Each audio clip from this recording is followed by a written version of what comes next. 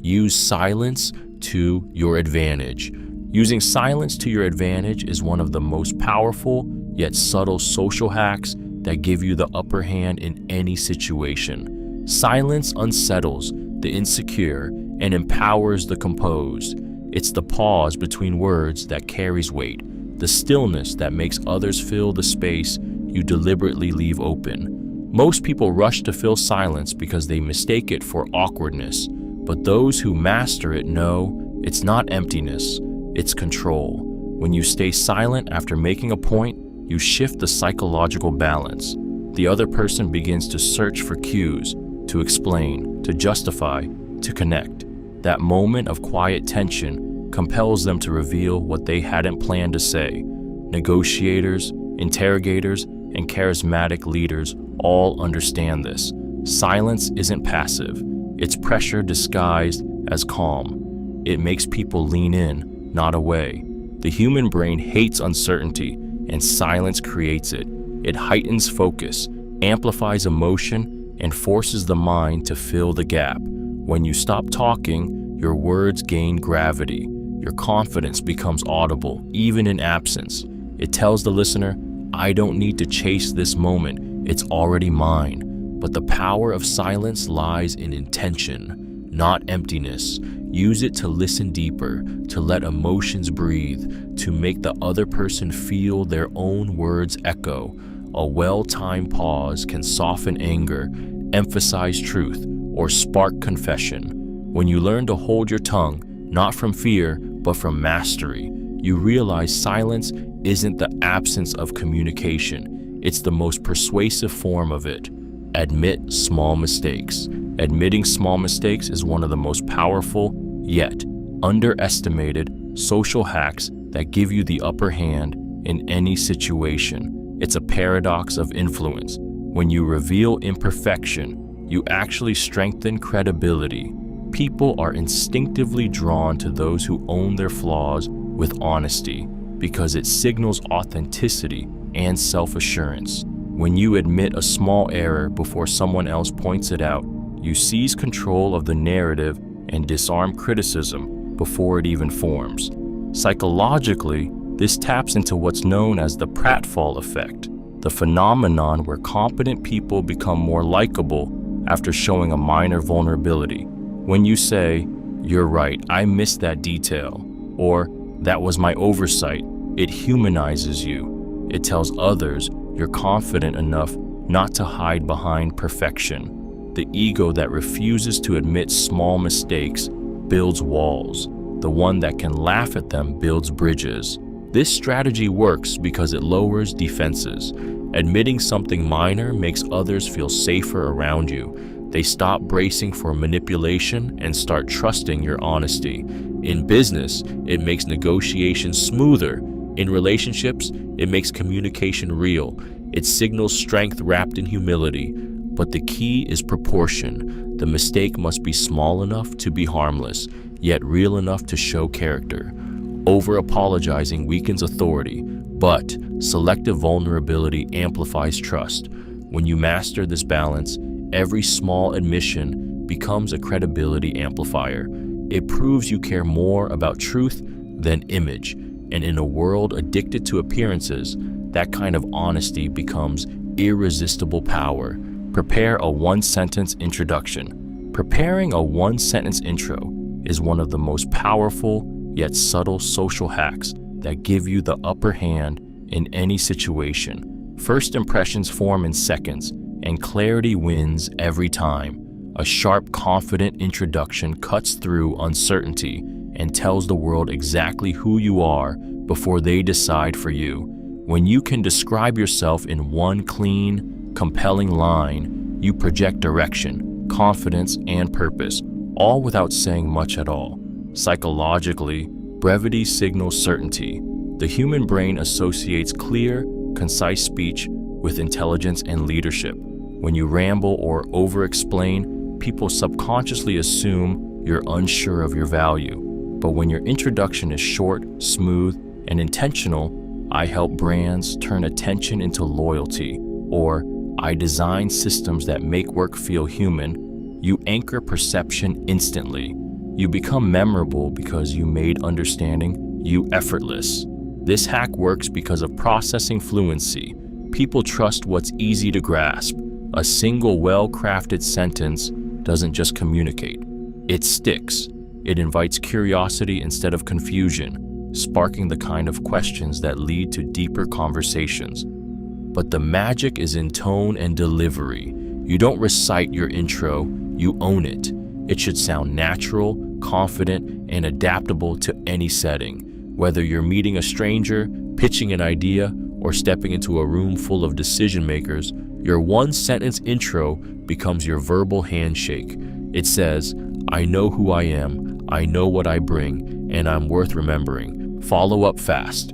Following up fast is one of the most powerful yet underestimated social hacks that give you the upper hand in any situation. Speed communicates intention, reliability, and value far louder than words ever could. When you respond quickly, after a meeting, a message, or an opportunity, you send an unspoken message. I care, I'm present, and I mean business. The world moves quickly, and attention is fleeting. Whoever follows up first often wins by default. Psychologically, fast follow-ups trigger a sense of reciprocity and importance. People subconsciously equate promptness with respect and competence. When someone hears from you sooner than expected, their brain links your name with certainty and trust. It's not just about being polite, it's about positioning yourself as someone who executes. In relationships, that builds emotional credibility. In business, it builds momentum before doubt or distraction can creep in.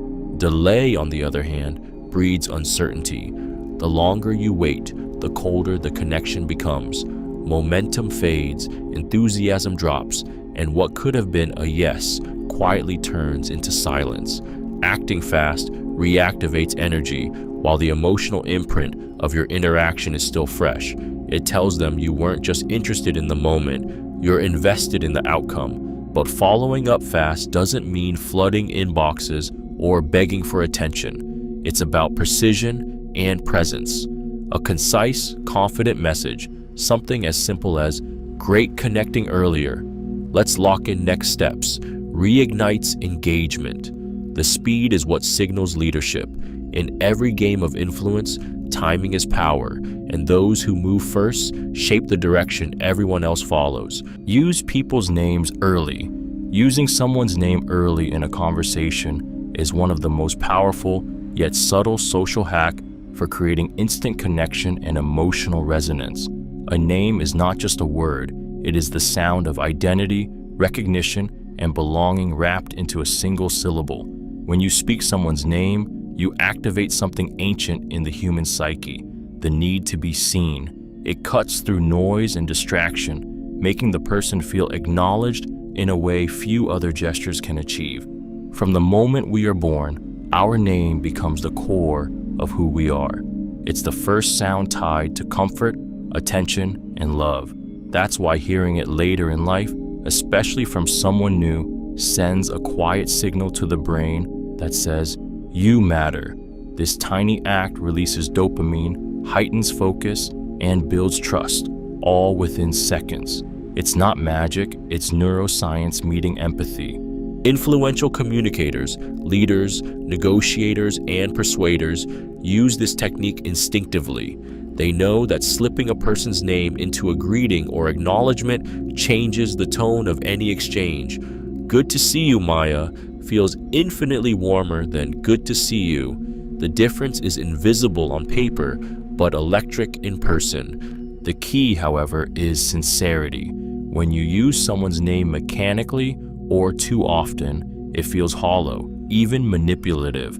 But when it's said naturally, with genuine attention, it transforms a moment into connection. A name spoken with warmth and timing can melt tension, amplify rapport, and make you unforgettable in a world where most people feel unseen. Smile genuinely. Smiling genuinely is one of the most powerful yet subtle social hack for creating warmth, trust, and emotional openness in others. A real smile, one that reaches your eyes and softens your entire face, signals authenticity and safety at a primal level. It tells the other person, "You're welcome here," long before a single word is spoken. Humans are wired to detect sincerity, and a genuine smile disarms even the most guarded hearts, shifting conversations from transactional to human. Unlike a forced grin, a genuine smile activates the muscles around the eyes, the Duchenne markers that the brain instinctively recognizes as truth. When someone sees that smile, their mirror neurons respond by releasing oxytocin and dopamine, the same chemicals associated with connection and joy. It's contagious in the best way possible. One sincere smile can alter another person's mood and set the tone for trust without effort or manipulation. In leadership, negotiation, and everyday interactions, a genuine smile can break barriers faster than authority or intellect ever could. It's not just charm, it's emotional influence. People naturally lean toward those who make them feel safe and valued, and nothing communicates that faster than an honest expression of warmth. But the secret lies in authenticity. You can't fake presence. A smile born from politeness fades quickly, but one born from genuine curiosity or appreciation lingers. When you smile because you feel the connection, not because you're performing it, others feel it too. It's proof that sincerity still has power in a world obsessed with pretense. Mirror tone, subtly. Mirroring someone's tone subtly is one of the most powerful yet understated social hack for building emotional alignment and effortless rapport. It's the art of reflecting not just what someone says, but how they say it, matching their rhythm, volume, and energy in a way that makes them feel deeply understood. When you mirror tone, you speak the unspoken language of comfort, signaling we're on the same wavelength. Humans are emotional mirrors by nature.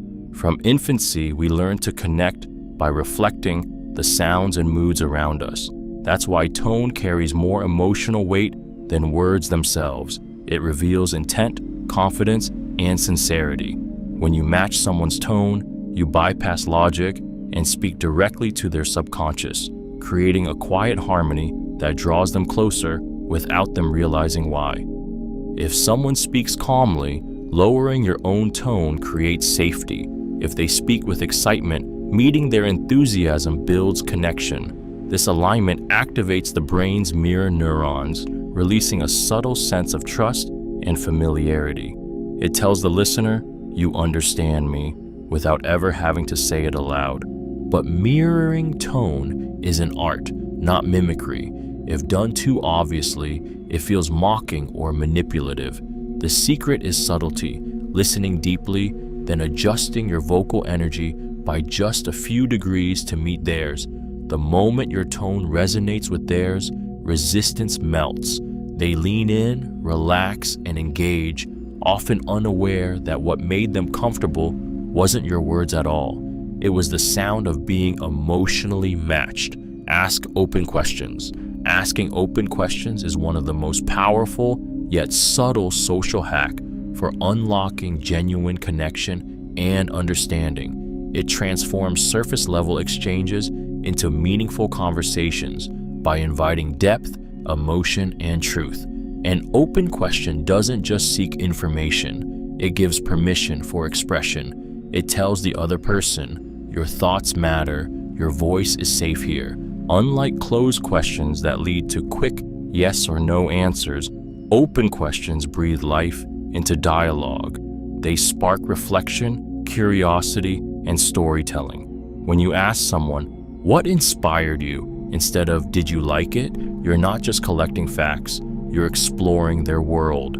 This act of curiosity makes people feel valued and understood on a profound level, because being listened to without judgment is a rare form of validation. The psychology behind this is simple yet profound. Open questions activate the brain's reward center, releasing dopamine when a person feels seen and heard. It shifts their focus from defense to openness, from compliance to connection. You're no longer interrogating, you're inviting. In leadership, sales, or relationships, the ability to ask open questions turns conversations into discoveries. It builds empathy, reveals motives, and often uncovers what's left unsaid. The power lies not in having the right answers, but in asking the right questions, the kind that make others pause, feel, and share. When done with genuine curiosity, an open question becomes more than a tool of communication. It becomes an act of respect, and respect is the foundation of every lasting influence. Listen more than you talk. Listening more than you talk is one of the most powerful yet subtle social hacks that give you the upper hand in any situation. When you, Maya, truly listen, you do more than hear words. You give someone a rare gift, the feeling of being seen. In a world where everyone scrambles to be louder, the person who shuts up and leans in suddenly holds the room. Real listening lowers defenses and opens vaults. It turns guarded sentences into confessions and polite answers into honest needs. From the first pause, your presence becomes a refuge. The speaker's heartbeat steadies, their shoulders drop, and their brain quietly rewards them with oxytocin, the chemical of trust, because they have stopped performing and started being human. That physiological shift is your leverage. Not by force, but by creating the emotional environment where people reveal motives, fears, and the small truths that actually move decisions. Negotiators who win know this. You collect the currency of influence not by speaking clever lines, but by listening for the tiny hesitations, the but that never comes, the soft admission after a long silence. Active listening is not passive, it's composed work. Nods, reflective phrases, and paraphrasing tell the other person their words landed. When you resist the urge to fill silence, you force them to fill it with authenticity.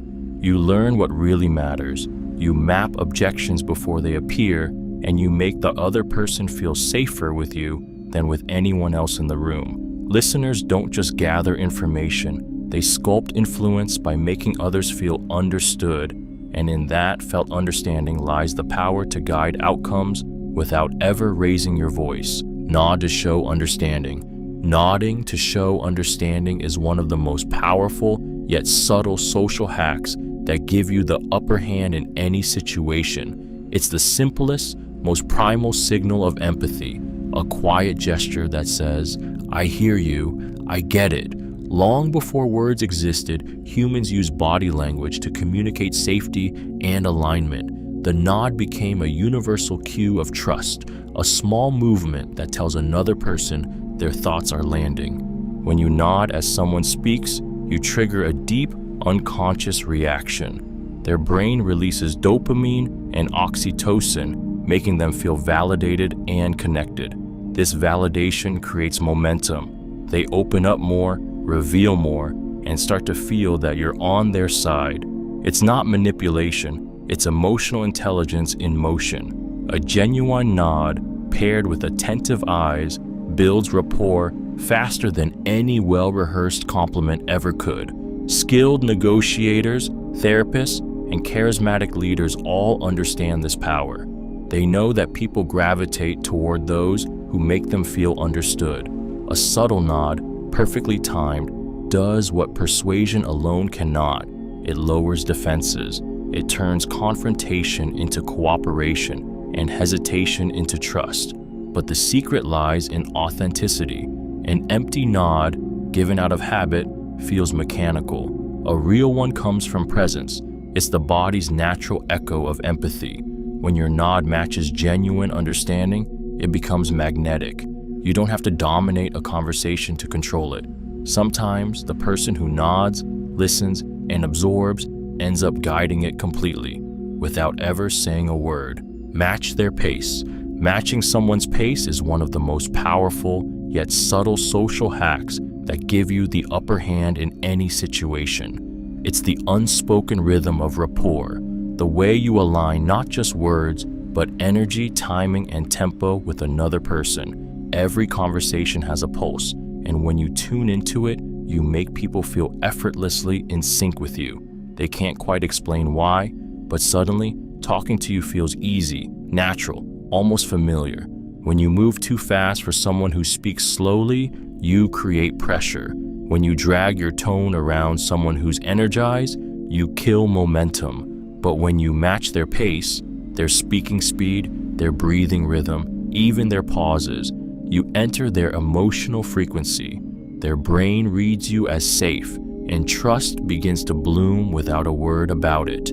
This is the language of empathy disguised as rhythm. Psychologists call this behavioral synchrony, and it's wired deep in our evolution.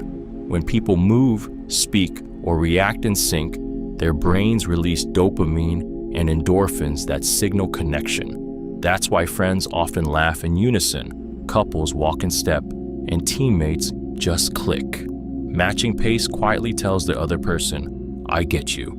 But this hack demands precision. Overdo it, and it feels like mimicry. Underdo it, and you stay out of tune. The power lies in calibration, listening with your body, adjusting your timing by instinct, and letting your energy mirror theirs by half a beat. When you master this rhythm, people don't just hear you, they feel you. Speak calmly and clearly. Speaking calmly and clearly is one of the most powerful yet subtle social hacks that give you the upper hand in any situation. Your voice is the bridge between your mind and theirs. Its rhythm, tone, and clarity reveal more than the words themselves. When you speak with composure, you project authority without aggression, confidence without arrogance, and control without force. People instinctively trust those who sound grounded because calmness signals certainty, and certainty feels safe. In tense moments, your tone becomes a mirror of emotional leadership. If you stay steady while others rush, they unconsciously calibrate to your energy.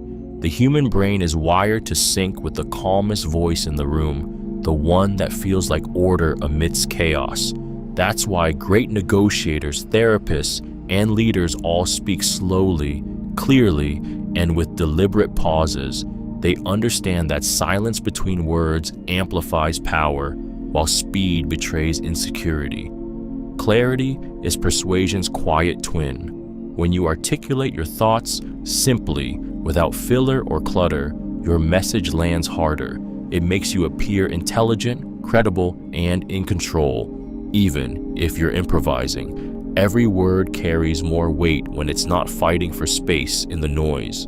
Speaking calmly and clearly doesn't just influence others, it regulates you. Your tone trains your own nervous system, slowing your heartbeat, sharpening focus, and turning anxiety into presence. And in any situation, whether you're pitching an idea, diffusing tension, or commanding attention, the one who controls their voice controls the room. Keep posture open. Keeping your posture open is one of the most powerful yet subtle social hacks that give you the upper hand in any situation. Before you even speak, your body broadcasts your confidence, intent, and emotional state to everyone in the room. An open posture, shoulders back, chest relaxed, arms uncrossed, signals calm authority and approachability all at once.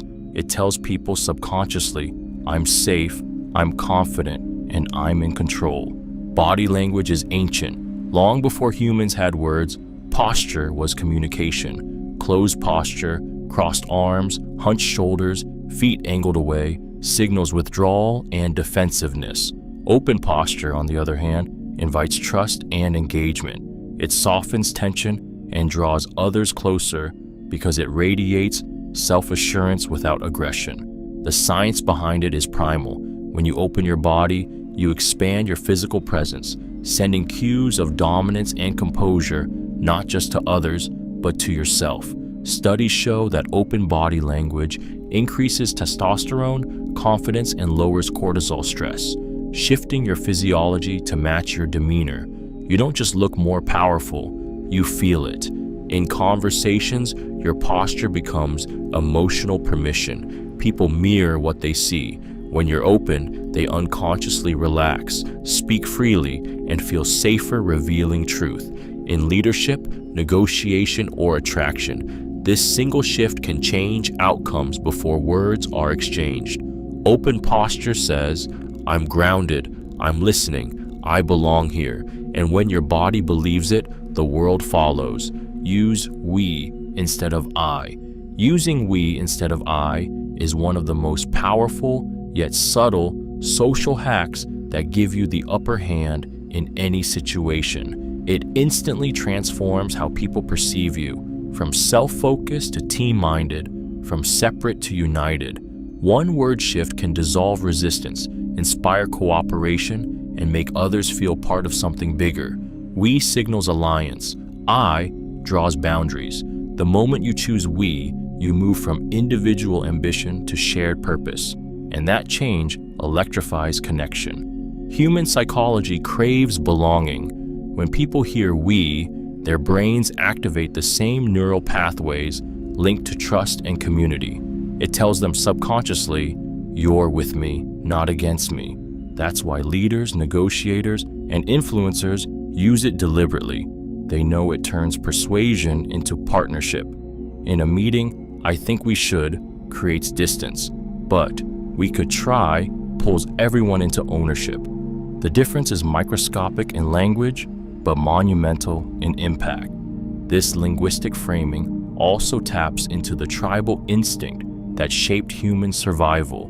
We're wired to favor the familiar group, to protect and cooperate within it.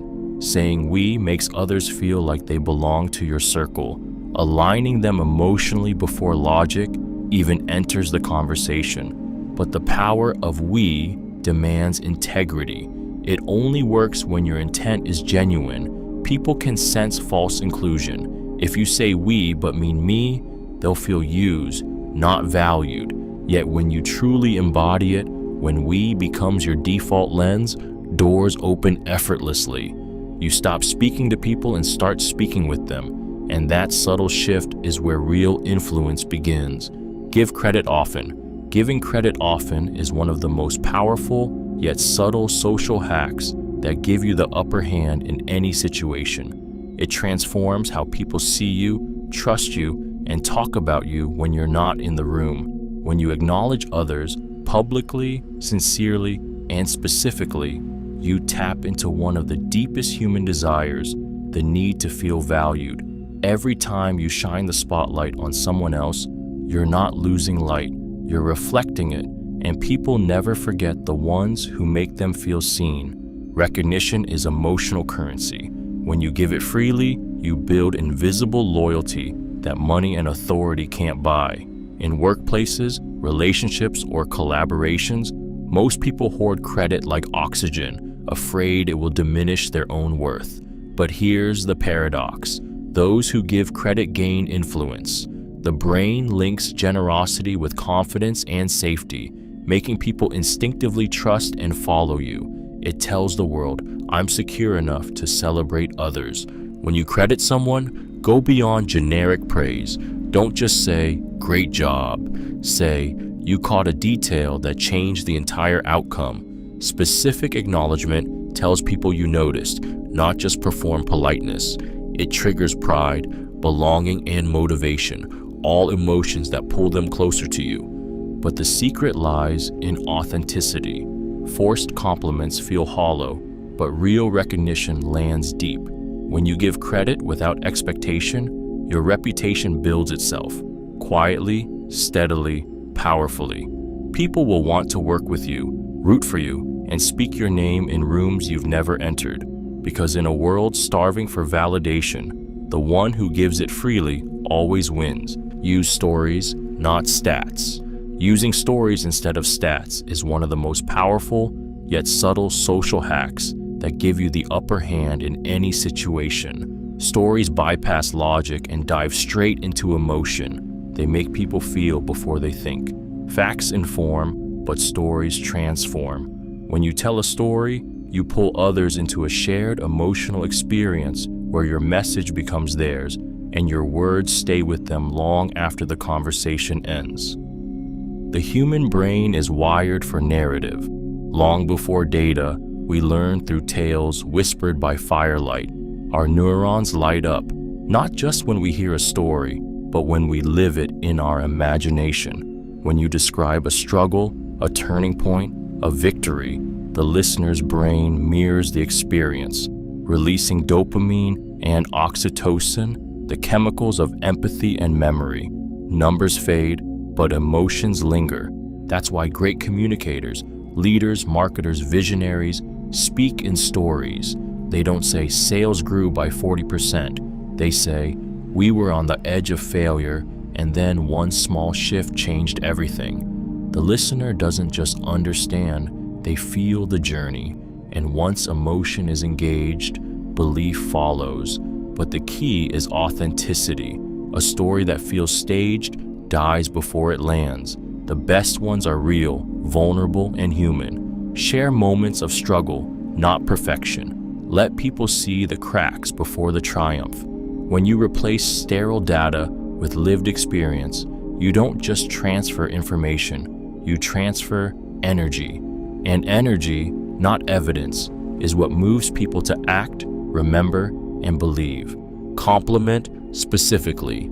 Complimenting specifically is one of the most powerful yet subtle social hacks that give you the upper hand in any situation. A vague compliment feels disposable, but a specific one feels earned. When you pinpoint exactly what you admire about someone, you ignite a deep emotional response that generic praise could never touch. Specific compliments don't just flatter, they validate. They tell the person, I truly see you, and that level of recognition is magnetic. The human brain is wired to crave precision when it comes to validation. Your amazing lands softly, but the way you handled that meeting, calm under pressure, clear in direction, was impressive, hits like truth. It lights up the brain's reward centers, releasing dopamine and making people associate that good feeling with you. That's the power of specificity. It transforms compliments from surface-level niceties into emotional anchors. The key is to notice details others overlook.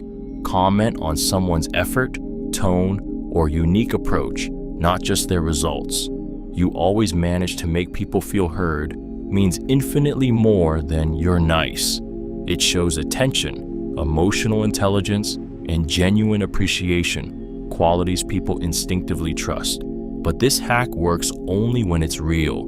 Forced flattery backfires because it smells of strategy, not sincerity. True compliments require observation and presence, the ability to see what others miss. When you master that, your words become rare currency. People lean toward you because you give them something they secretly crave, to be noticed for who they are, not just what they do. Keep eye contact steady. Keeping eye contact steady is one of the most powerful yet nuanced social hacks that give you the upper hand in any situation. Eyes are the oldest form of communication. Long before words, humans connected, trusted, and judged through gaze. When you hold eye contact with calm steadiness, you project confidence, honesty, and authority. It tells people, I see you, and I'm not afraid to be seen. In that moment, your presence becomes undeniable. Psychologically, steady eye contact activates the social bonding centers of the brain, releasing oxytocin and heightening emotional resonance. It creates a subtle loop of attention. Your focus invites theirs reinforces yours. This is why leaders, negotiators, and charismatic figures use eye contact like invisible gravity. It doesn't demand respect, it earns it. People instinctively trust those who can meet their gaze without flinching or forcing. But the secret lies in balance. Too little eye contact reads as insecurity. Too much feels predatory or manipulative. The key is to look long enough to show engagement, then break just before it turns into a stare. Think of it as a rhythm. Connection, pause, connection again. When done right, it builds warmth and power simultaneously. Steady eye contact also regulates your own state. It slows speech, steadies breathing, and grounds you in the moment. The person across from you feels it too. Your calm becomes contagious. In any interaction, your eyes tell the truth before your words ever do. And when your gaze says, "I'm confident, I'm here, I respect you," people don't just listen, they lean in. Paraphrase their words.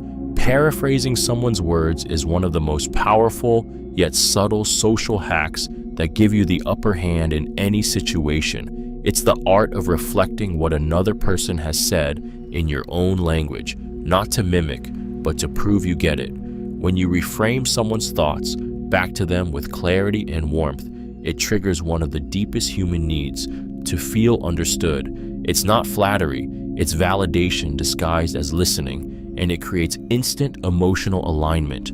Psychologically, paraphrasing activates trust. When someone hears their ideas echoed back, the brain experiences a small surge of dopamine, the chemical of recognition and reward. It tells them this person is paying attention. It lowers defenses, builds empathy, and makes the speaker far more receptive to your influence. That's why therapists, negotiators, and top communicators use this skill relentlessly. It transforms tension into connection and confusion into clarity. For example, if someone says, "I just feel like my work isn't being noticed," and you reply, "So what I'm hearing is that recognition matters to you," you've done more than repeat. You've translated emotion. In that moment, you become an ally, not an opponent. The secret is subtlety.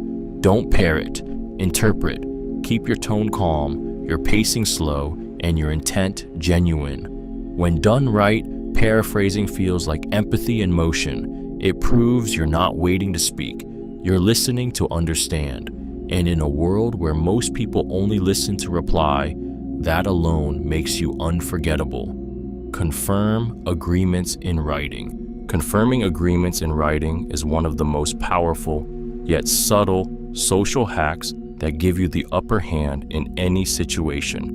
It's the quiet move of professionals who understand that memory is malleable, intentions fade, and clarity protects both sides. Writing turns vague promises into solid commitments. It removes confusion, exposes assumptions, and gives your words weight. When you confirm something in writing, you transform goodwill into accountability. Human psychology is slippery when it comes to recall. People rarely remember conversations exactly as they happen. They remember how they felt during them. That's why a verbal yes can turn into an "I thought we said something else" weeks later. A written agreement, whether a short email, a message recap, or a formal document, anchors the truth. It shifts the interaction from emotional to tangible, from "I think" to "we agreed." This isn't about distrust. It's about professionalism and protection. The most respected negotiators, leaders, and deal makers know that written clarity prevents resentment. It makes collaboration smoother because everyone can revisit the exact same reality. It's not a question of power, it's a question of precision. The act itself also sends a subtle message of confidence and integrity. When you write just to confirm our plan, you show foresight and seriousness. You tell the other person, "I'm reliable, I'm organized, and I care about getting this right." Those are rare signals in a world of half-remembered promises. And when things go wrong, as they often do, the person who has clarity in writing doesn't argue, panic, or scramble. They simply point to the truth, calm and untouchable. Say thank you twice. Saying thank you twice is one of the most powerful yet subtle social hacks that give you the upper hand in any situation. Gratitude is magnetic, but reinforced gratitude is unforgettable. The first thank you acknowledges the action. The second acknowledges the person.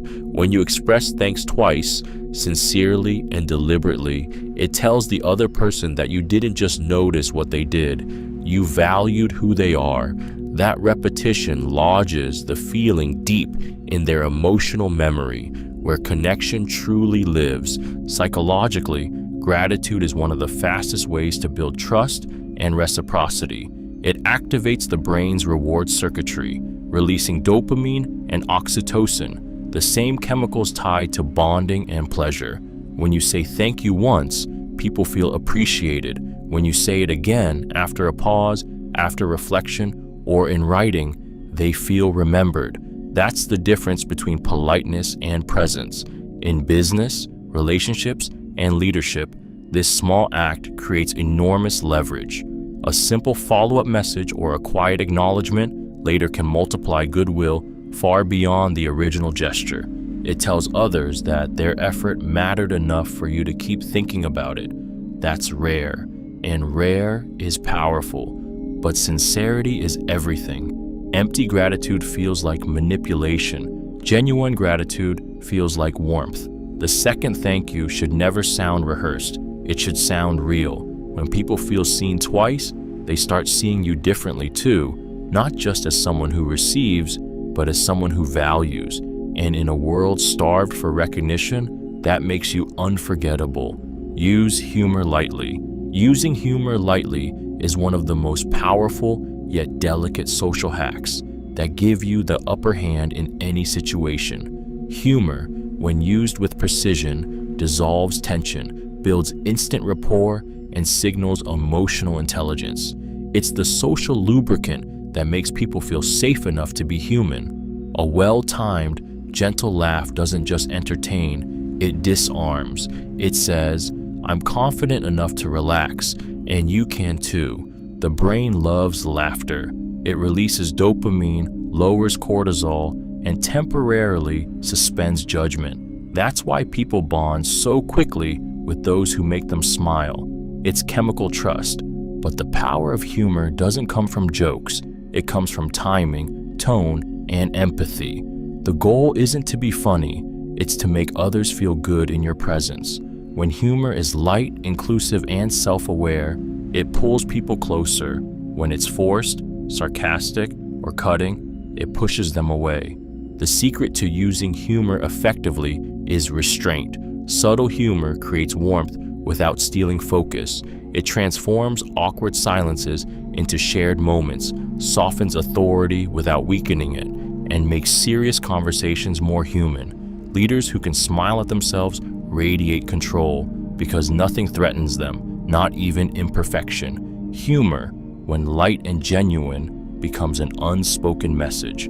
I'm comfortable here, and comfort is contagious. The right kind of laughter can shift a room's energy, turn resistance into openness, and transform formality into connection. Used wisely, it's not just a social skill, it's quiet charisma in motion. Time your ask after goodwill.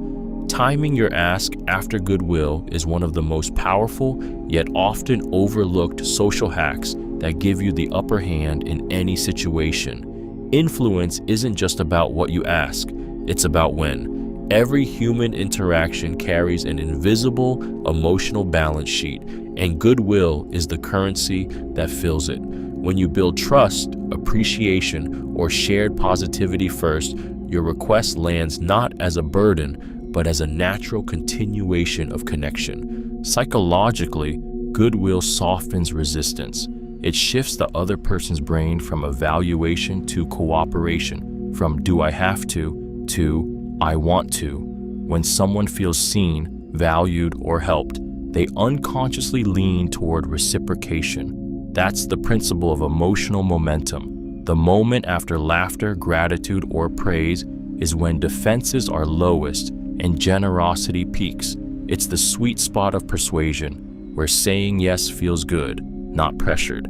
Think about it. When a friend sincerely compliments your insight before asking for advice, you're instantly more open.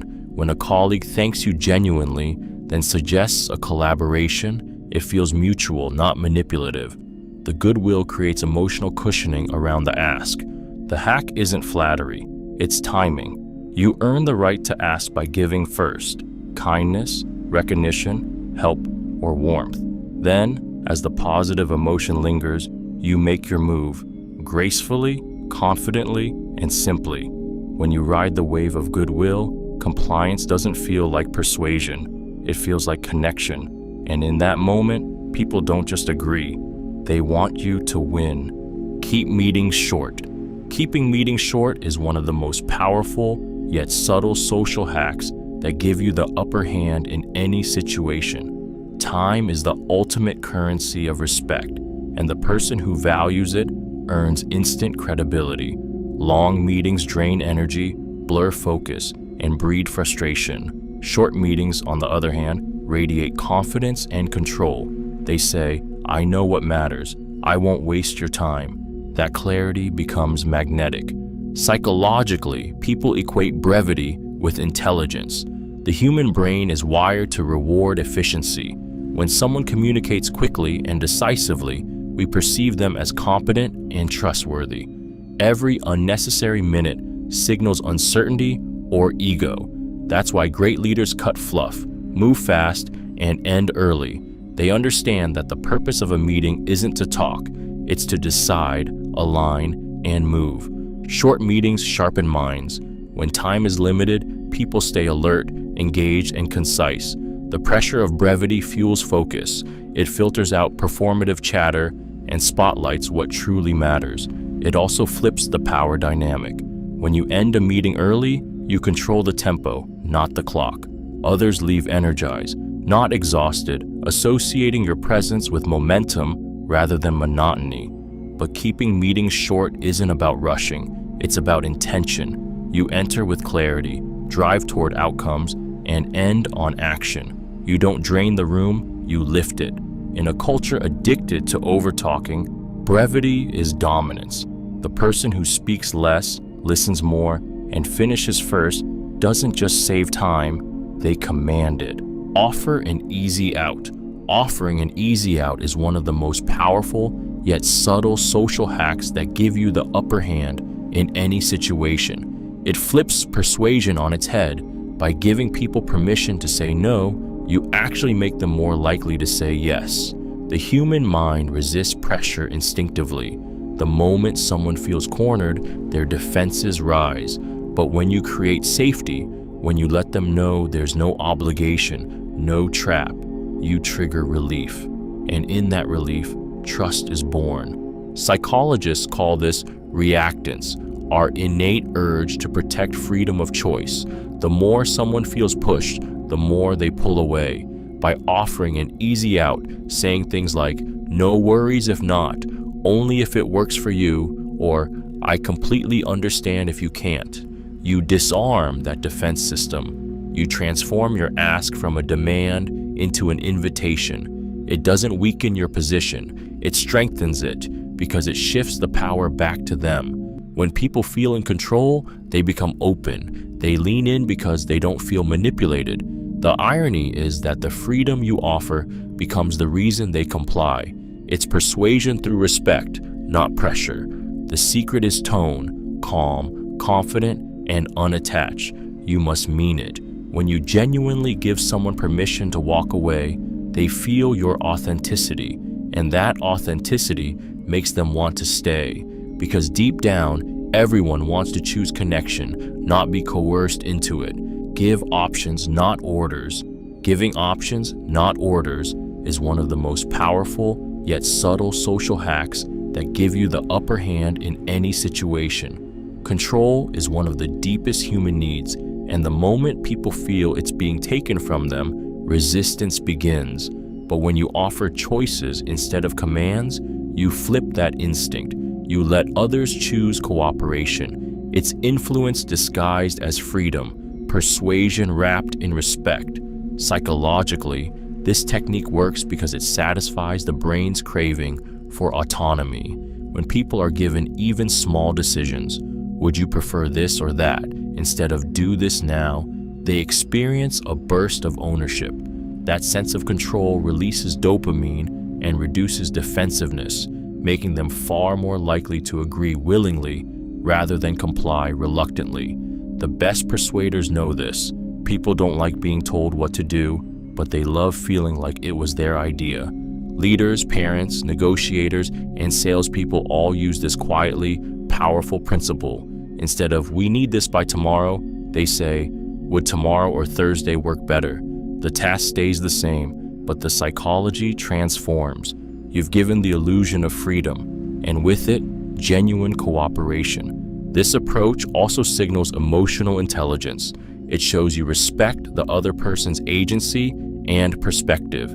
It keeps relationships smooth, egos intact, and outcomes aligned. Giving options doesn't weaken authority, it strengthens it through choice. Because influence isn't about control, it's about guiding others to want the same outcome you do and making them feel good about choosing it. Use scarcity ethically.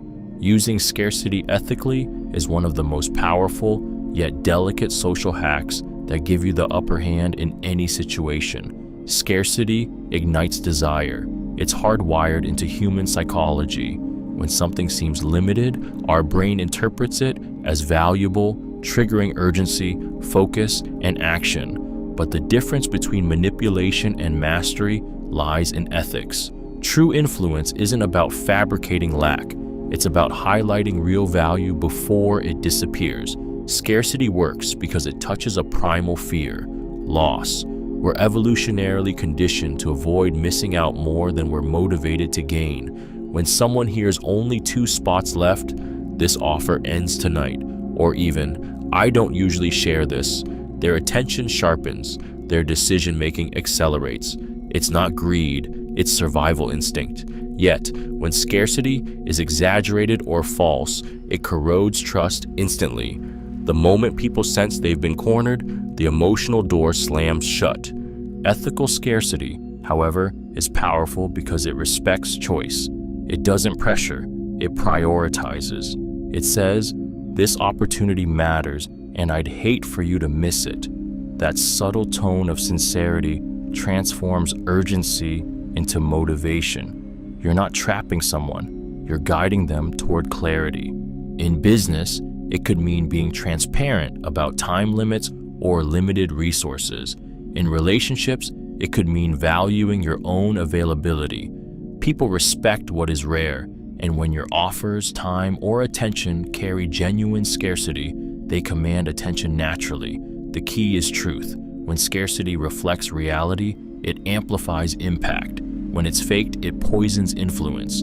The ethical use of scarcity isn't about taking advantage, it's about giving importance, and that distinction is everything. Ask for advice, not help. Asking for advice instead of help is one of the most powerful yet subtle social hacks that give you the upper hand in any situation. The difference between those 2 words, advice and help, is the difference between empowerment and dependency. When you ask for help, you position yourself beneath someone. When you ask for advice, you elevate them. You appeal to their wisdom, not their pity. And in doing so, you trigger one of the most reliable instincts in human psychology, the desire to feel valued. People love to feel competent, respected, and needed. When you ask for advice, you hand them that gift. It strokes their ego in the most elegant way possible, without flattery or manipulation. Their brain releases dopamine, linking you to the feeling of significance. You're no longer a burden. They see you as someone smart enough to seek perspective, not handouts. That single shift transforms relationships, opening doors that stay closed to those who ask, "Can you help me?" The beauty of this social hack lies in its reciprocity.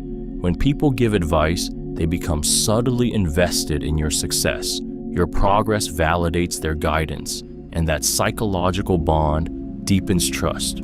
They begin to see your wins as their wins. It's persuasion through pride, but the intent must be genuine. Don't disguise laziness as curiosity. When you ask for advice, truly listen, apply it, show results. Because when you take someone's wisdom seriously, you earn not just their insight, but their loyalty. And loyalty, once earned, is influence that money can't buy. Use because. Using the word because is one of the most powerful yet subtle social hacks that give you the upper hand in any situation. It's a single word that flips the brain's switch from resistance to agreement. People are far more likely to comply, trust, or believe you when you give them a reason. Any reason, because our minds crave logic even when the logic is thin. Because slips past defenses and satisfies the human need for cause and effect, making your words sound justified and credible. Psychologists first uncovered this in a Harvard study where simply adding because to a request, no matter how trivial the reason, increased compliance dramatically. "Can I use the copier?" became nearly irresistible when followed by "because I need to make copies." The reason didn't matter. The structure did.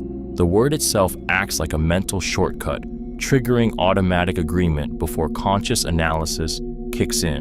This hack works because it taps into our social wiring. Humans are conditioned to cooperate when explanations follow. It communicates transparency, purpose, and fairness, all traits people instinctively trust. When you say, "I'd love your input because your perspective always sharpens ideas," you're not just asking, you're validating. You're giving the other person a story that justifies saying yes.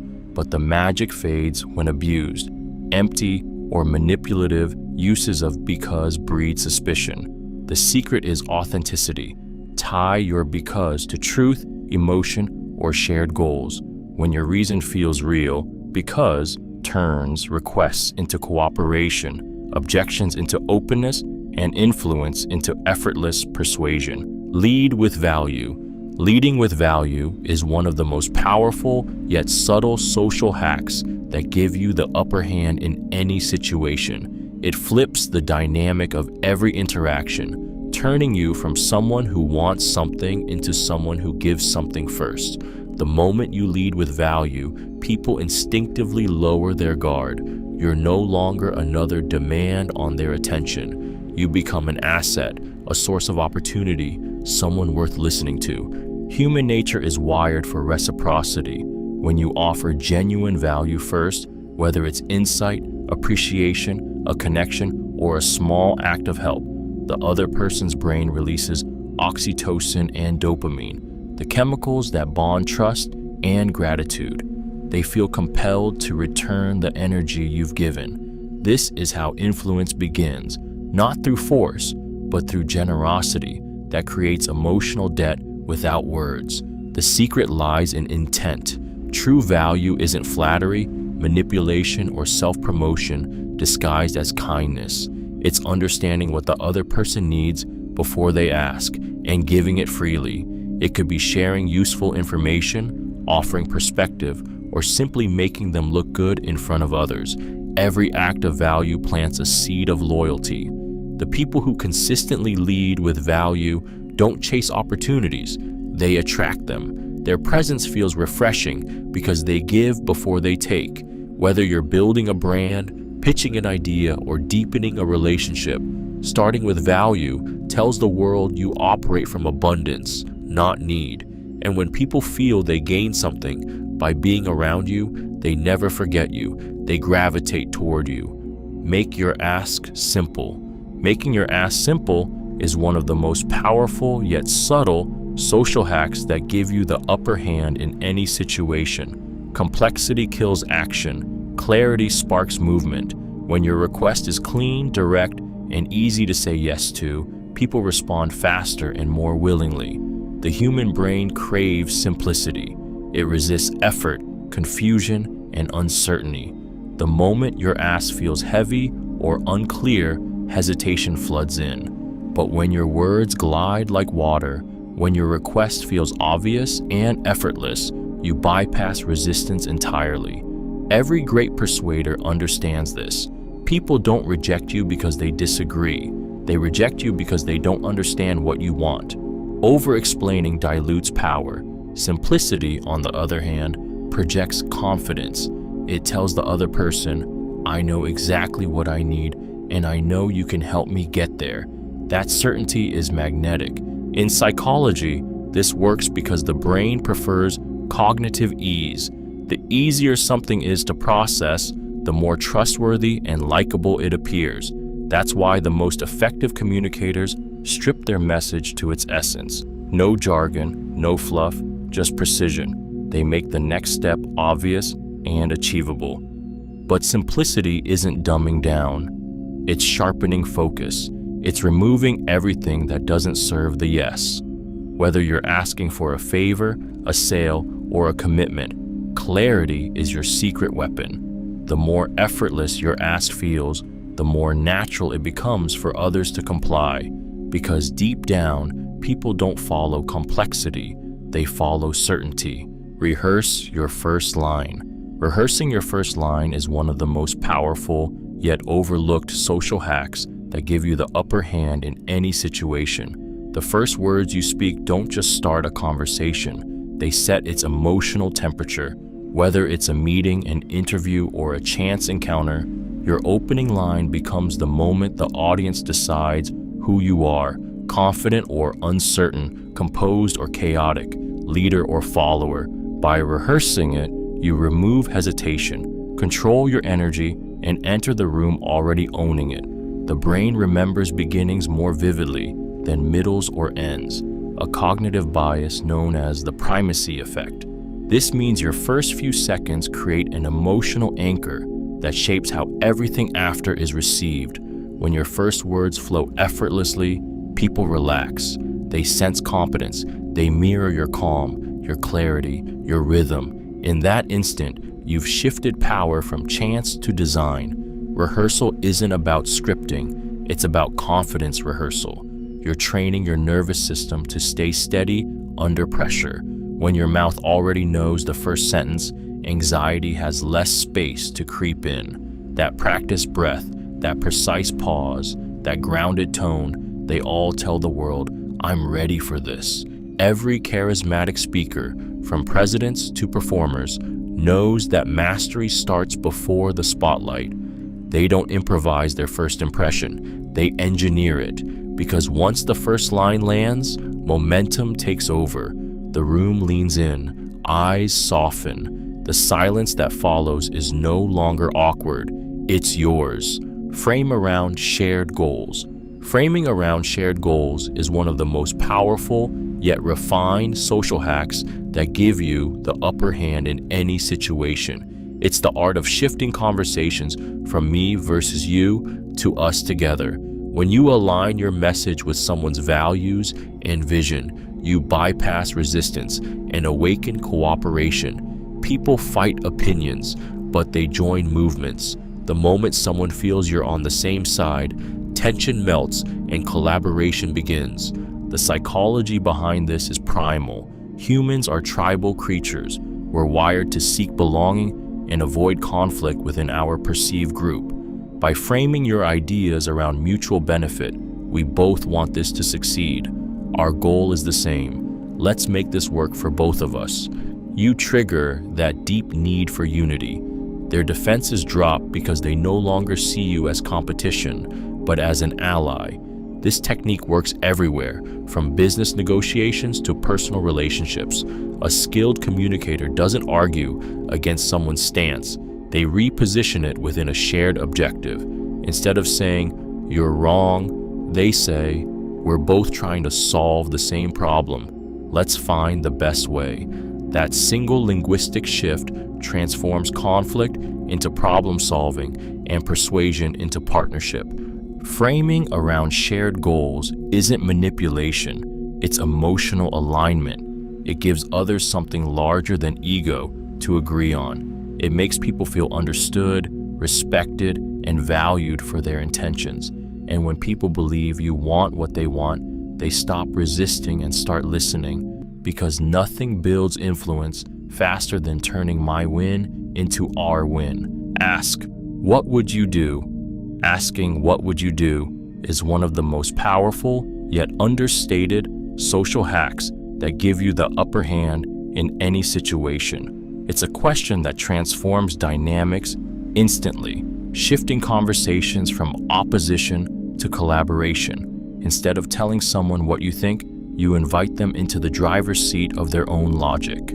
This single phrase disarms defensiveness, flatters intelligence, and makes people feel trusted and respected. Psychologically, the question triggers the brain's problem-solving circuitry. When someone is asked for their opinion, they switch from emotional to rational thinking. Suddenly, they're no longer protecting their ego, they're helping you find an answer. That shift from defense to contribution turns tension into teamwork. You've made them part of the solution, not the obstacle. This question also satisfies one of the deepest human cravings, significance. By asking for their perspective, you're saying your judgment matters. People light up when they feel valued for their wisdom or experience. Even skeptics soften when you seek their advice instead of pushing your own. In that moment, you gain access not just to their thoughts, but to their cooperation. But the real brilliance lies in subtlety. What would you do? Doesn't sound like strategy. It sounds like respect. It transforms hierarchy into equality and turns disagreement into shared curiosity. Whether in negotiation, leadership, or conflict, this question gives people a sense of ownership over the outcome. And when people help build a decision, they don't resist it, they protect it. Use real examples. Using real examples is one of the most powerful yet subtle social hacks that give you the upper hand in any situation. Authentic stories ground your words in truth. They bridge the gap between theory and trust. When you share something real, you give your message a heartbeat. People don't just hear your point, they feel its weight. Abstractions make minds wander, but reality commands attention. A real example transforms persuasion into proof. The human brain is wired to believe what it can visualize. When you describe something that actually happened, the listener's mirror neurons activate as if they experienced it themselves. They don't need to imagine. They can see it, hear it, feel it. This is why personal or verifiable stories carry more influence than 100 statistics. They make your words tangible. They whisper, "This isn't theory, it's lived truth." Politicians, speakers, and great leaders use this instinctively. They don't just say, "People are struggling." They tell you about Maria, a single mother who worked 3 jobs just to afford school books. Suddenly, an issue becomes a face, a name, a heartbeat, and hearts follow what they can picture. But real examples require courage. You can't hide behind generalities when you speak truth.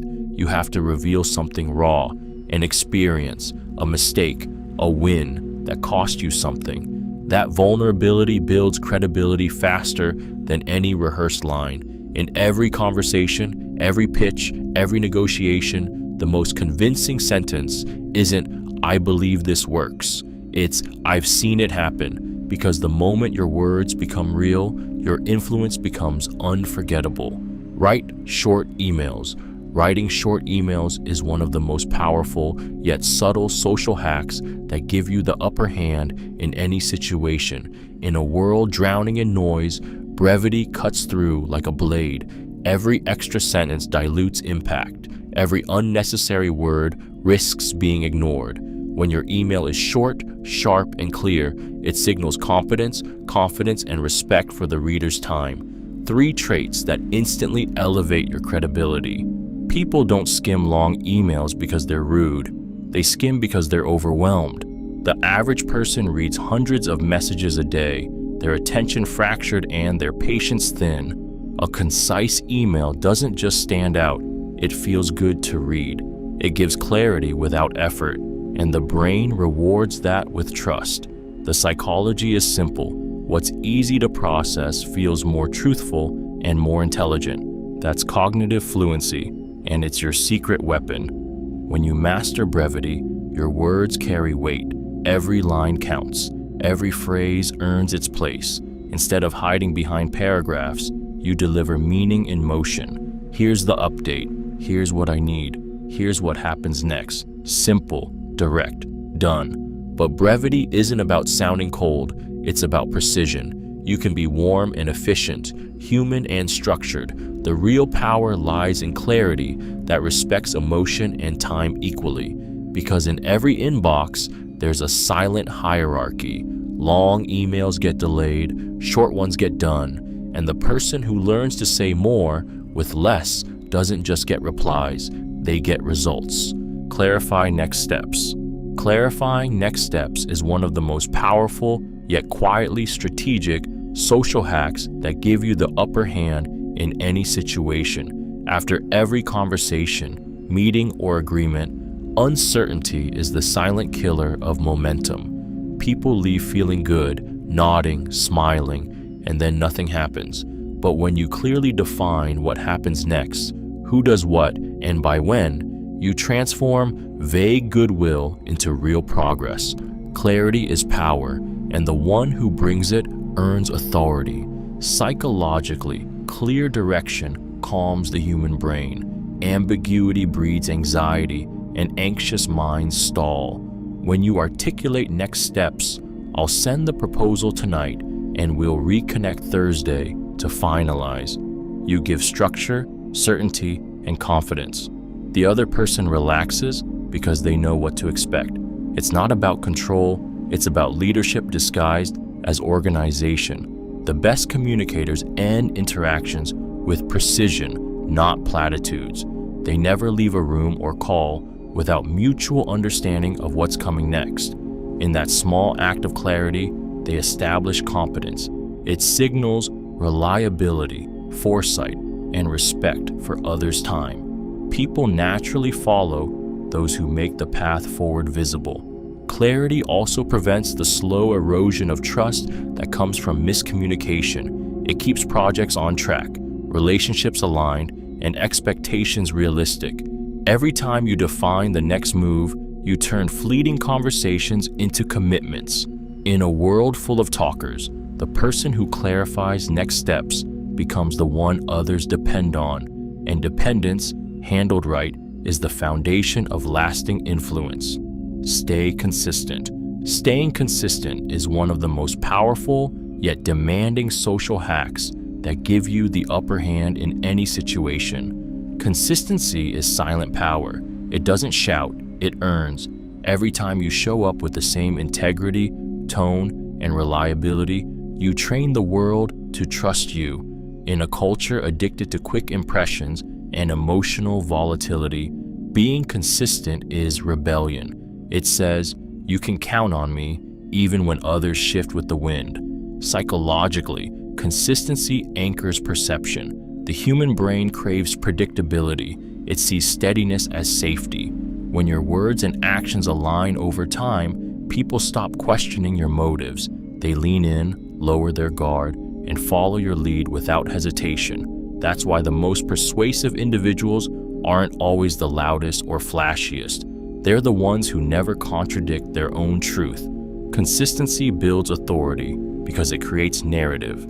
Every time you follow through, keep your tone even, and honor your promises, you strengthen the invisible thread of credibility that others feel but rarely articulate. In business, it becomes your brand. In relationships, it becomes your character. But staying consistent doesn't mean being rigid. It means being reliable in your principles. You can evolve, adapt, and grow, but your core must remain stable. People forgive mistakes, but they don't forgive unpredictability. When you're consistent, you stop needing to prove yourself. Your reputation does it for you. In every arena of influence, consistency is the ultimate proof of authenticity, and authenticity is the currency that never loses value. Use deadlines smartly. Using deadlines smartly is one of the most powerful yet subtle social hacks that give you the upper hand in any situation. Deadlines aren't just time limits, they're psychological triggers that convert hesitation into action. When used with precision, they create urgency without pressure, momentum without manipulation. A well-placed deadline doesn't force people to decide. It frees them from indecision. It gives their mind a reason to act now instead of someday. Human behavior is wired to respond to scarcity and closure. The brain hates open loops. It craves resolution. That's why deadlines work.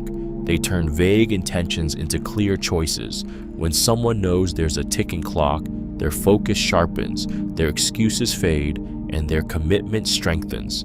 It's not about fear, it's about clarity.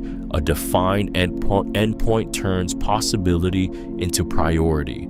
Smart communicators use this instinct gracefully. They don't bark ultimatums, they build momentum. Instead of "you have to decide today," they say, "we can lock this in before Friday so you don't lose the spot." The tone shifts from pressure to partnership, from control to collaboration. It becomes about helping the other person commit, not trapping them into compliance. But deadlines are double-edged. Used recklessly, they destroy trust. Used wisely, they drive progress. The secret is credibility. Only set deadlines that mean something. When your word has weight, your deadlines become powerful tools of influence. You're not pushing people, you're guiding them through clarity and time. And in a world full of endless options, the one who defines the moment defines the outcome. Over-deliver once in a while. Over-delivering once in a while is one of the most powerful yet subtle social hacks that give you the upper hand in any situation. It's the quiet art of exceeding expectations. Not every time, but when it matters most. People remember surprises of generosity far longer than they remember consistency. When you do just a little more than promise, you don't just earn appreciation, you create emotional imprint. It tells the other person, you can trust me to go further than I have to. Psychologically, this works because of the contrast effect. The human brain measures experiences not by their absolute value, but by how they differ from what was expected. When you deliver exactly what's asked, you meet a standard. But when you deliver more, faster, sharper, better, you create delight. That emotional lift cements loyalty. You move from reliable to remarkable. But the secret to over-delivering is timing and restraint. Do it too often, and it becomes expected.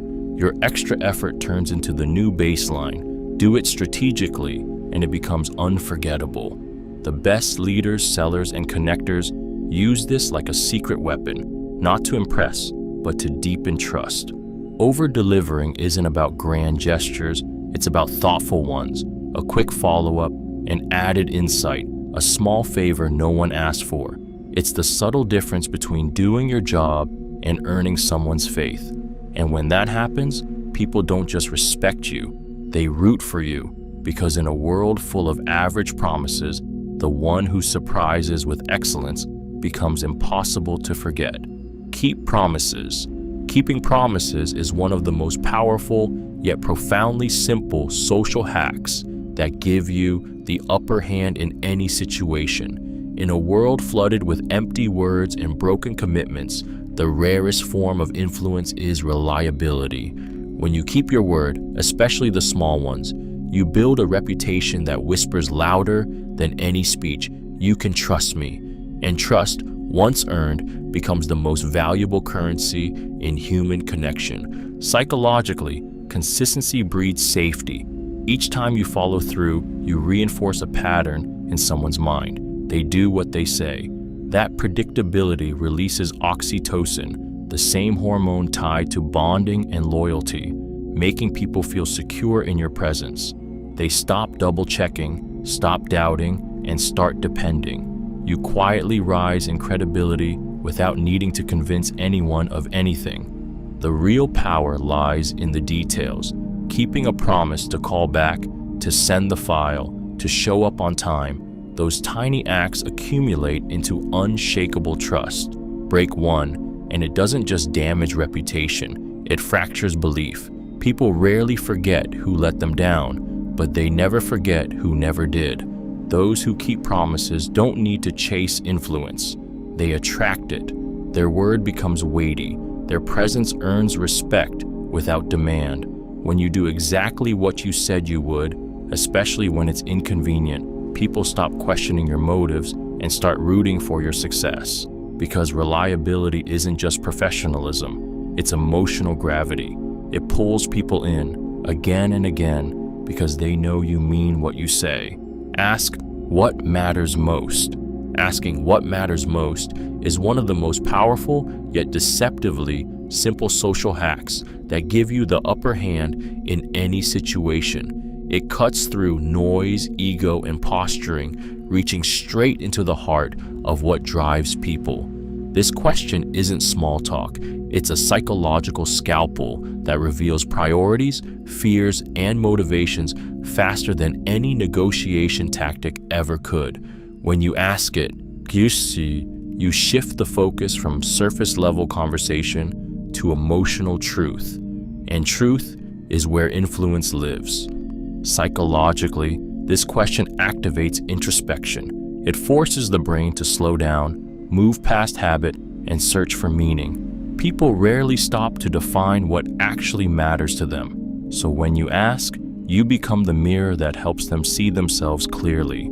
That experience feels intimate, grounding, even disarming. It builds instant trust because it shows you care about more than winning. You care about understanding. When used strategically, what matters most changes the trajectory of decisions. In conflict, it dissolves tension by redirecting energy toward shared goals. In leadership, it exposes the values behind resistance. In relationships, it transforms assumptions into empathy. It's not persuasion by pressure, it's persuasion by clarity.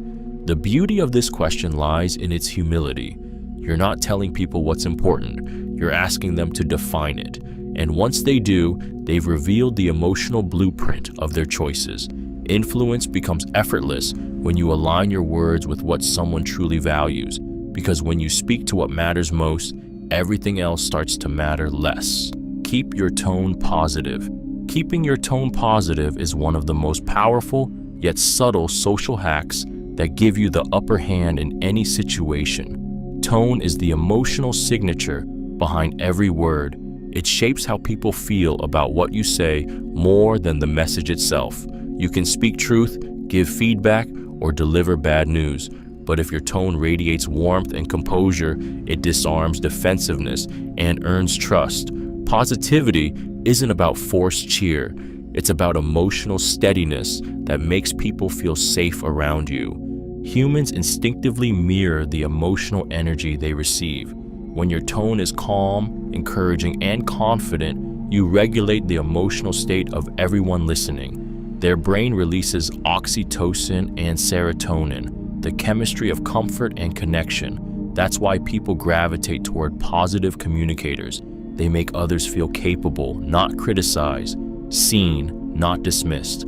The voice becomes a bridge instead of a barrier. In leadership, persuasion, or even conflict, your tone defines perception. A firm message delivered with optimism inspires respect. The same message delivered with edge breeds resistance. The brain doesn't separate tone from intent. It hears how you say something and assumes it's why you said it. That's why even a simple thank you or I understand can transform tension into trust when spoken with genuine warmth. The key is authenticity. Positivity isn't pretending everything is fine. It's choosing grace when it isn't. It's steady energy in chaos, kindness in urgency, confidence in uncertainty. When your tone stays positive, people stop bracing for criticism and start leaning in to listen. And in that moment, your voice becomes more than sound. It becomes influence. Smile when speaking. Smiling when speaking is one of the most powerful yet subtle social hacks that give you the upper hand in any situation. You might think people only see smiles, but they hear them too. The human voice changes when you smile. It softens, brightens, and carries warmth that cuts through even the coldest conversation. Over the phone, in meetings, or on stage, a genuine smile turns words into connection. It tells the listener, I like you, I'm safe, you can relax.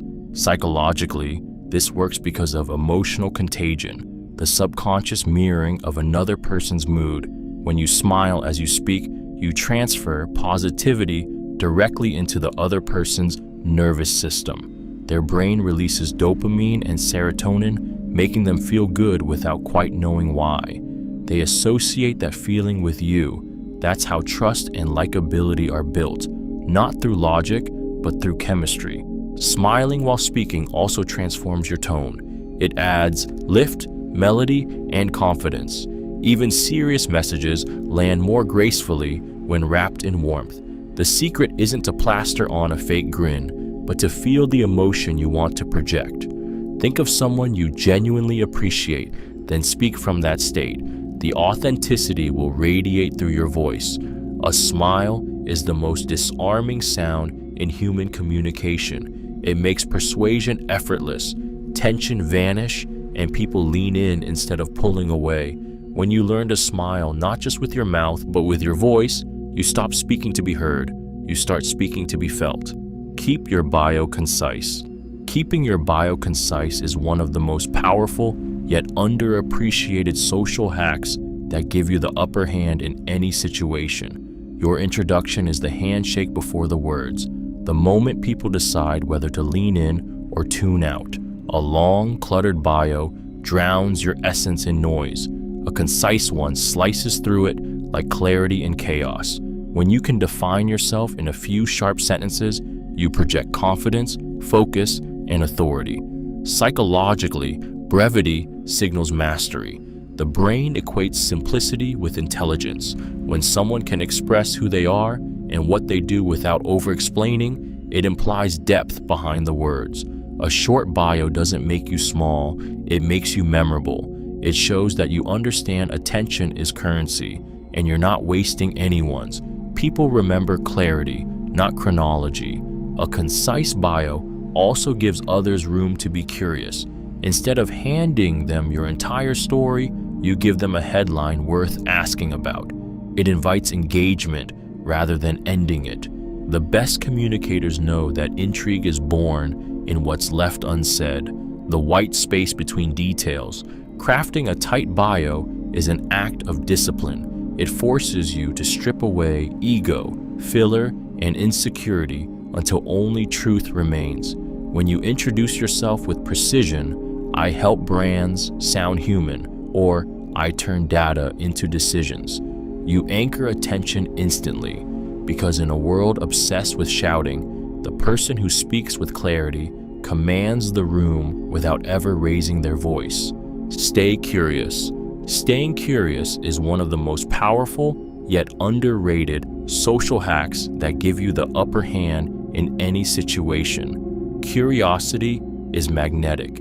It signals openness, intelligence, and humility all at once. When you approach people with genuine wonder instead of judgment, you trigger something primal in them, the desire to connect. Curiosity turns strangers into teachers, conflicts into lessons, and ordinary conversations into discoveries. It's not just a mindset, it's a strategy that makes you unforgettable. Psychologically, curiosity disarms defensiveness. When someone senses your interest is real, their brain releases oxytocin, the chemical of trust, and lowers the walls that guard authenticity. They start sharing more, revealing layers that most people never get to see. Instead of trying to impress, you impress by wanting to understand. You make them feel important, and importance breeds influence. Curiosity also rewires your own perspective. It keeps your ego quiet and your awareness sharp. The curious don't rush to prove, they seek to learn, which makes them infinitely adaptable. In business, curiosity exposes opportunities others overlook. In relationships, it keeps connection alive. In leadership, it replaces assumption with insight. The magic lies in tone and intent, asking why, or tell me more about that with genuine interest makes people feel seen, not interrogated. It turns moments into meaning, because curiosity isn't weakness, it's emotional intelligence in motion. When you stay curious, you stop needing to be the smartest in the room. You become the one everyone wants to talk to. Reframe negatives as opportunities. Reframing negatives as opportunities is one of the most powerful yet subtle social hacks that give you the upper hand in any situation. It's not about blind optimism, it's about emotional mastery. The ability to pivot from frustration to possibility doesn't just change your mindset, it changes how others perceive your strength. When you can turn a setback into a strategic opening, people see resilience instead of weakness, composure instead of panic. That shift in perception is influence in its purest form. The human brain is wired to fixate on threat. When something goes wrong, cortisol floods the system, narrowing focus and amplifying fear. But the moment you reframe, A delay becomes a window for refinement.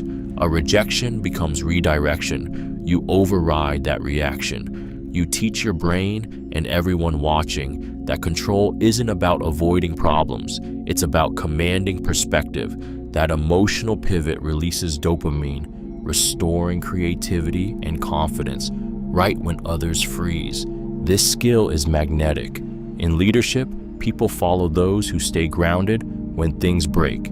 In negotiation, reframing transforms tension into progress. Even in personal conversations, turning "this is a problem" into "here's what this makes possible" flips the energy from complaint to collaboration. It gives hope structure. But reframing isn't denial, it's direction. You're not pretending the negative doesn't exist, you're choosing to extract value from it. The calm voice that says, "we can use this," instantly becomes the anchor everyone trusts. Because in chaos, people don't look for perfection. They look for someone who sees the light before it appears. Repeat successes publicly. Repeating successes publicly is one of the most powerful yet subtle social hacks that give you the upper hand in any situation. It's not about bragging, it's about reinforcing belief. When you revisit wins, you train people's minds to associate you with progress, results, and momentum. Human memory is selective. It forgets fast. By reminding others gracefully of what's working, you make your achievements part of the story they tell about you. Psychologically, repetition builds perception. The more people hear something, the more they believe it. This is the frequency illusion, where familiarity becomes credibility. When you highlight wins with humility, "our team hit another milestone," or "that strategy we tested worked even better this time," you're not showing off.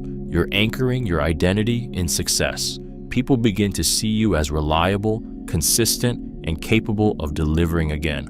But the secret lies in tone. It's not what you say, it's how you say it. Frame your success as contribution, not self-promotion. Give credit where it's due.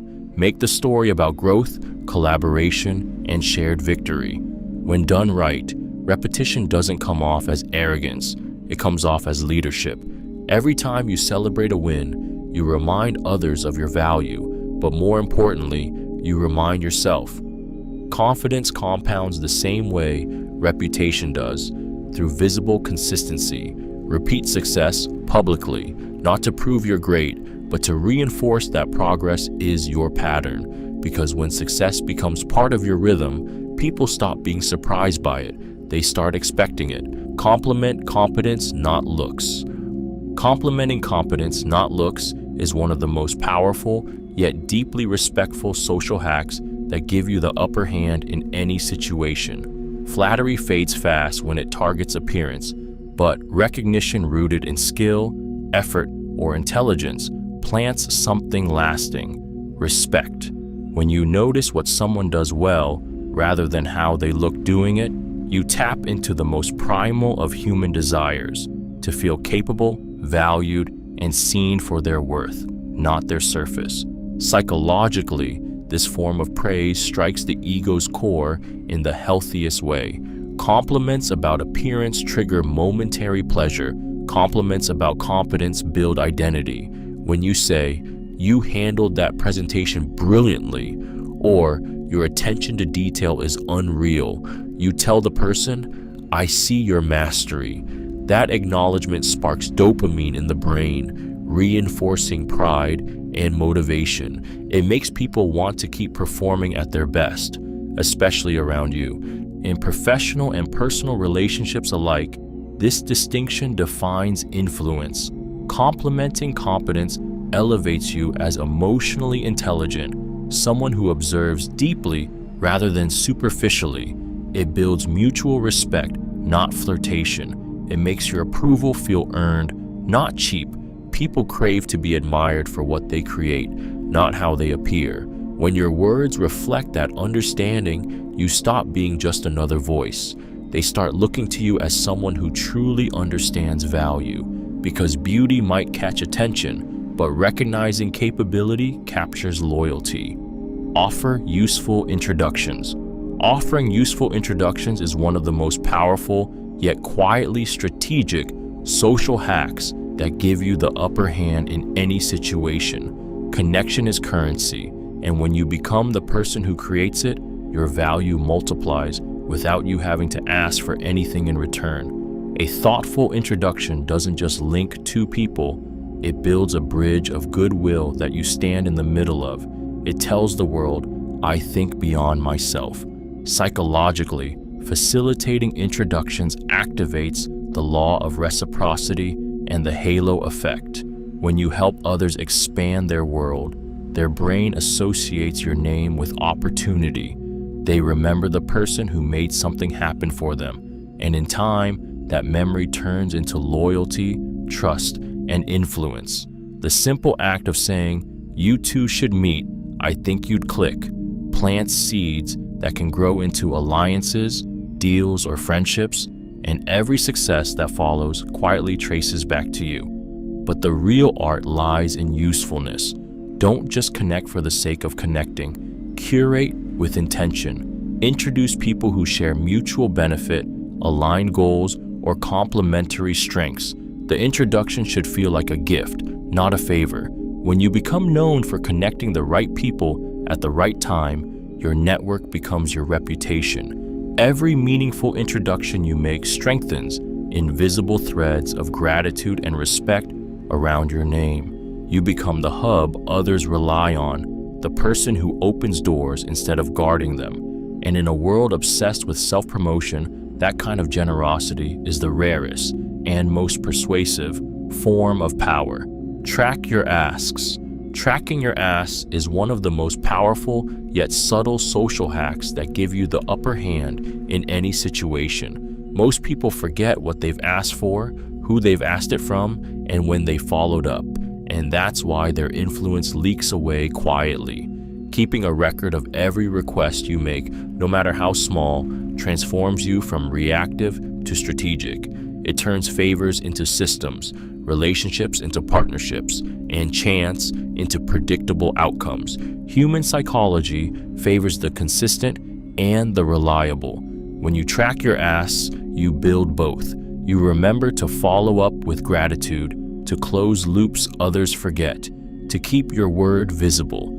Each interaction becomes part of a living map of influence, a quiet ledger of who owes what, who delivered, and who didn't. It's not manipulation, it's awareness. Because memory is fickle, but written proof is power.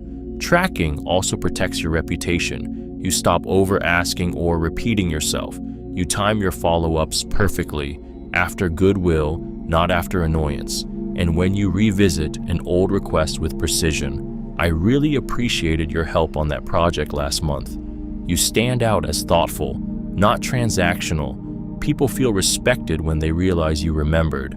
The real power, though, is emotional. Tracking your asks teaches patience.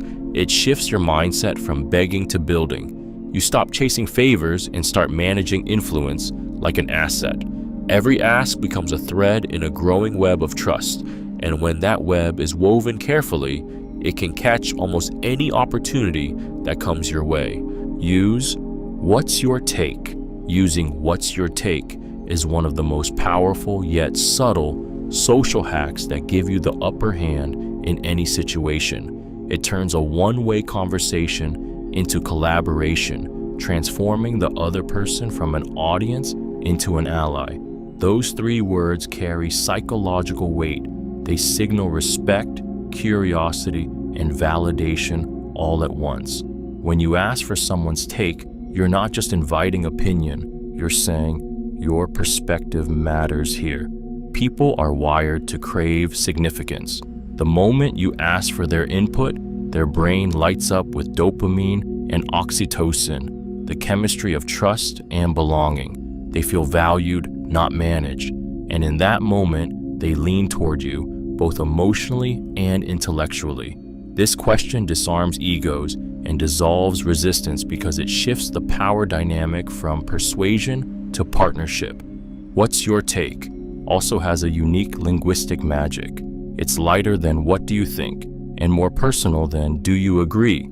It gives people room to express themselves without pressure or judgment. It invites authenticity over performance.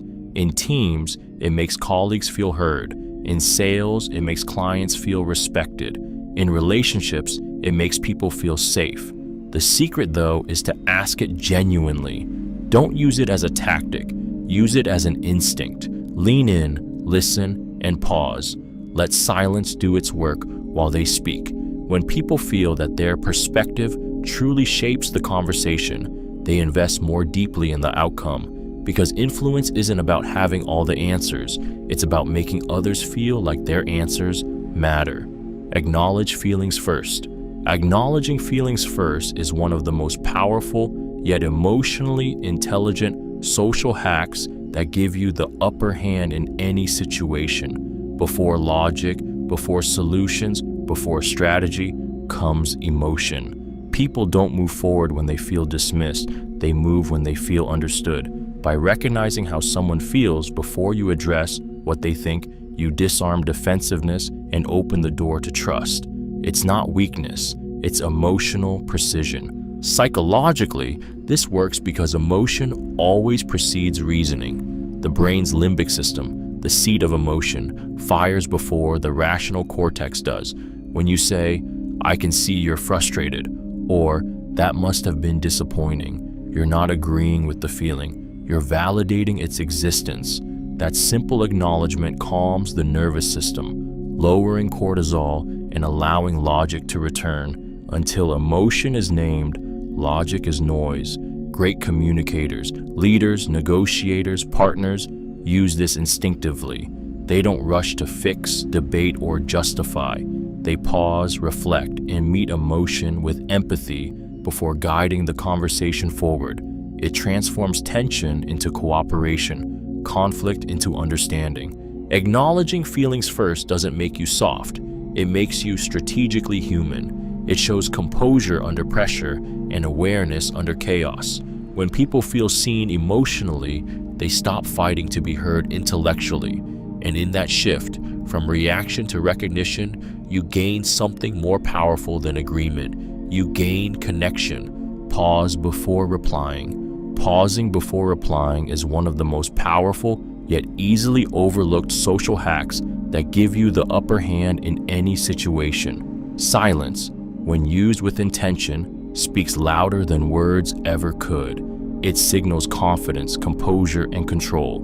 In a world addicted to instant reactions, the person who pauses commands presence.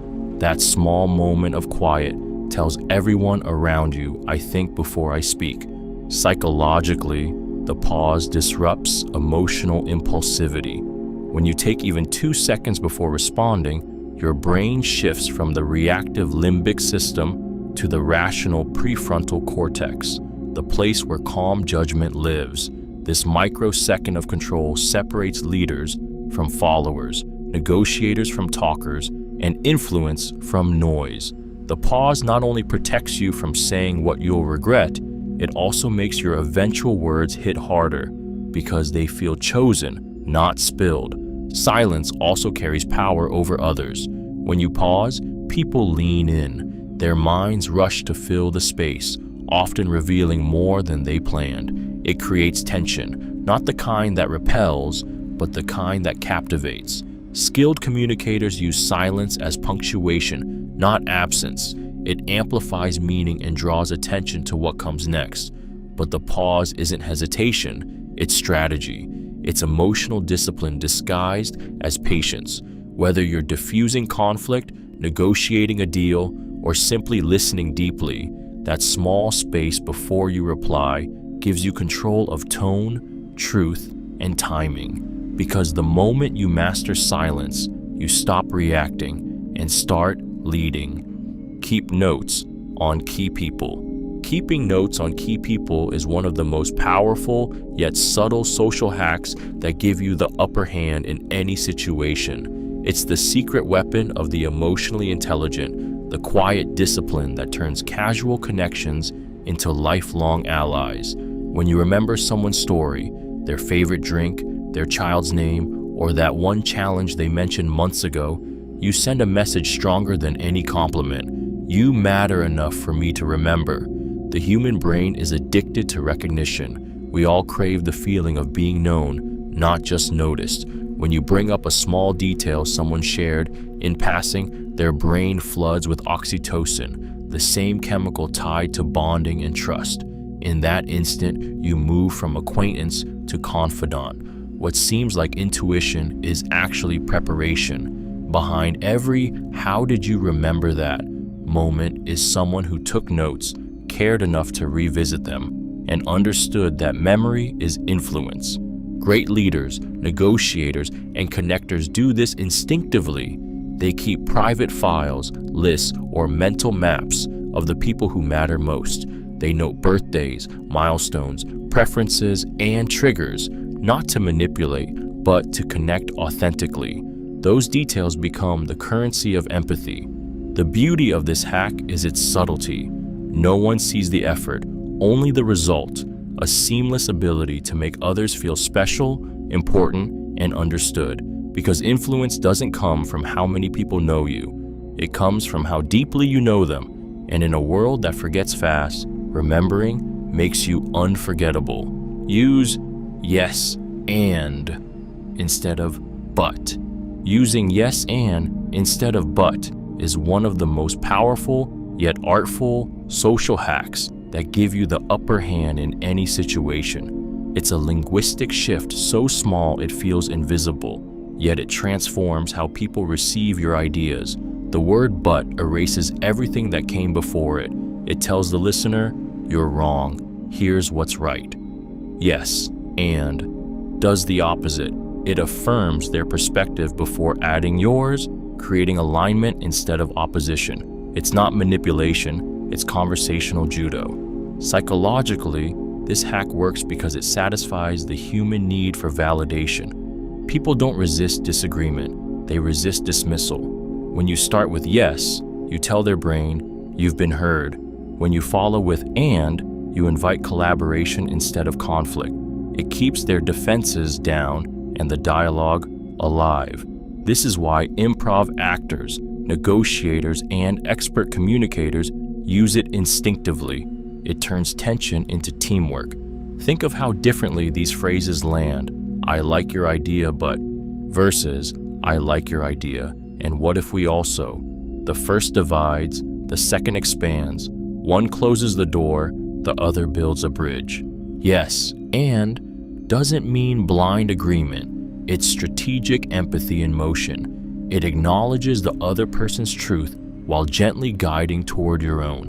In high-stakes conversations, this tiny verbal shift can reshape dynamics entirely. It turns adversaries into allies, debates into dialogues, and makes influence feel effortless because everyone loves being built upon, not torn down. Avoid filler words. Avoiding filler words is one of the most powerful yet disciplined social hacks that give you the upper hand in any situation. Words like like, and basically may seem harmless, but they silently erode authority, confidence, and clarity. Every filler is a crack in your delivery, a hesitation that tells the listener you're unsure, nervous, or seeking approval. When you strip them away, your speech sharpens, your pauses become intentional, your presence becomes commanding. Psychologically, people equate verbal control with mental control.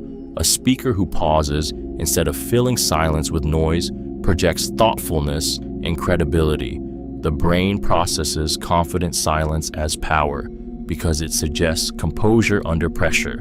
In contrast, fillers trigger a subconscious judgment that something's off, that the speaker is uncertain or unprepared. Even if your message is brilliant, filler words dilute the impact until it sounds forgettable.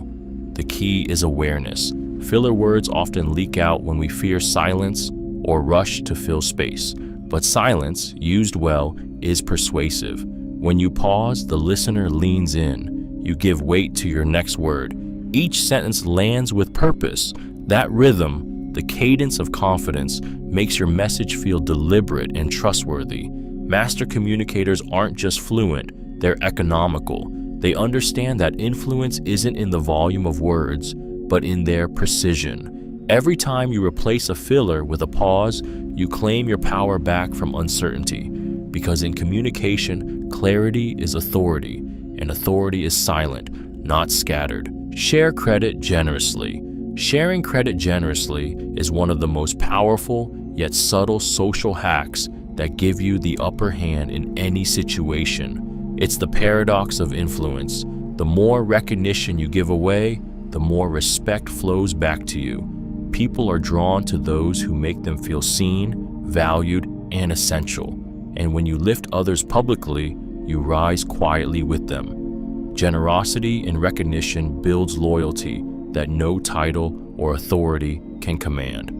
Human psychology thrives on validation. When someone's contribution is acknowledged, their brain releases dopamine and serotonin, the same chemicals linked to pride and motivation. It's not just flattery, it's fuel. By sharing credit, you create a culture of gratitude around you, one where people want to work with you, not just for you. That's why true leaders don't hoard praise. They distribute it like oxygen, letting everyone breathe a little easier in their presence. The impact is deeper than morale. It's strategy. People who feel credited become allies who defend your name when you're not in the room. They repay recognition with trust, effort, and loyalty. Sharing credit also signals confidence. Only the insecure need to own every win. When you highlight others, you show that your value doesn't shrink when others shine. It expands. But this hack only works when it's real. Empty praise feels manipulative. Sincere acknowledgement feels magnetic. Remember details, name names. Be specific about what they did and why it mattered. Because the moment you make someone feel irreplaceable, they'll never forget who made them feel that way. And that's how quiet gratitude turns into lasting power. Anticipate objections early. Anticipating objections early is one of the most powerful yet subtle social hacks that give you the upper hand in any situation. It's the art of addressing doubt before it surfaces, of neutralizing resistance before it hardens. When you bring up the concern someone is silently holding, you don't lose control, you take it. You shift from defense to leadership. People stop bracing for persuasion and start trusting your honesty. Psychologically, this works because of the inoculation effect. When people hear a softened version of an objection from you first, they become less reactive when it appears later. You've already acknowledged it, diffused it, and reframed it on your terms. It tells their brain, this person isn't hiding anything, and that transparency builds credibility faster than charm ever could. Great communicators and negotiators do this instinctively.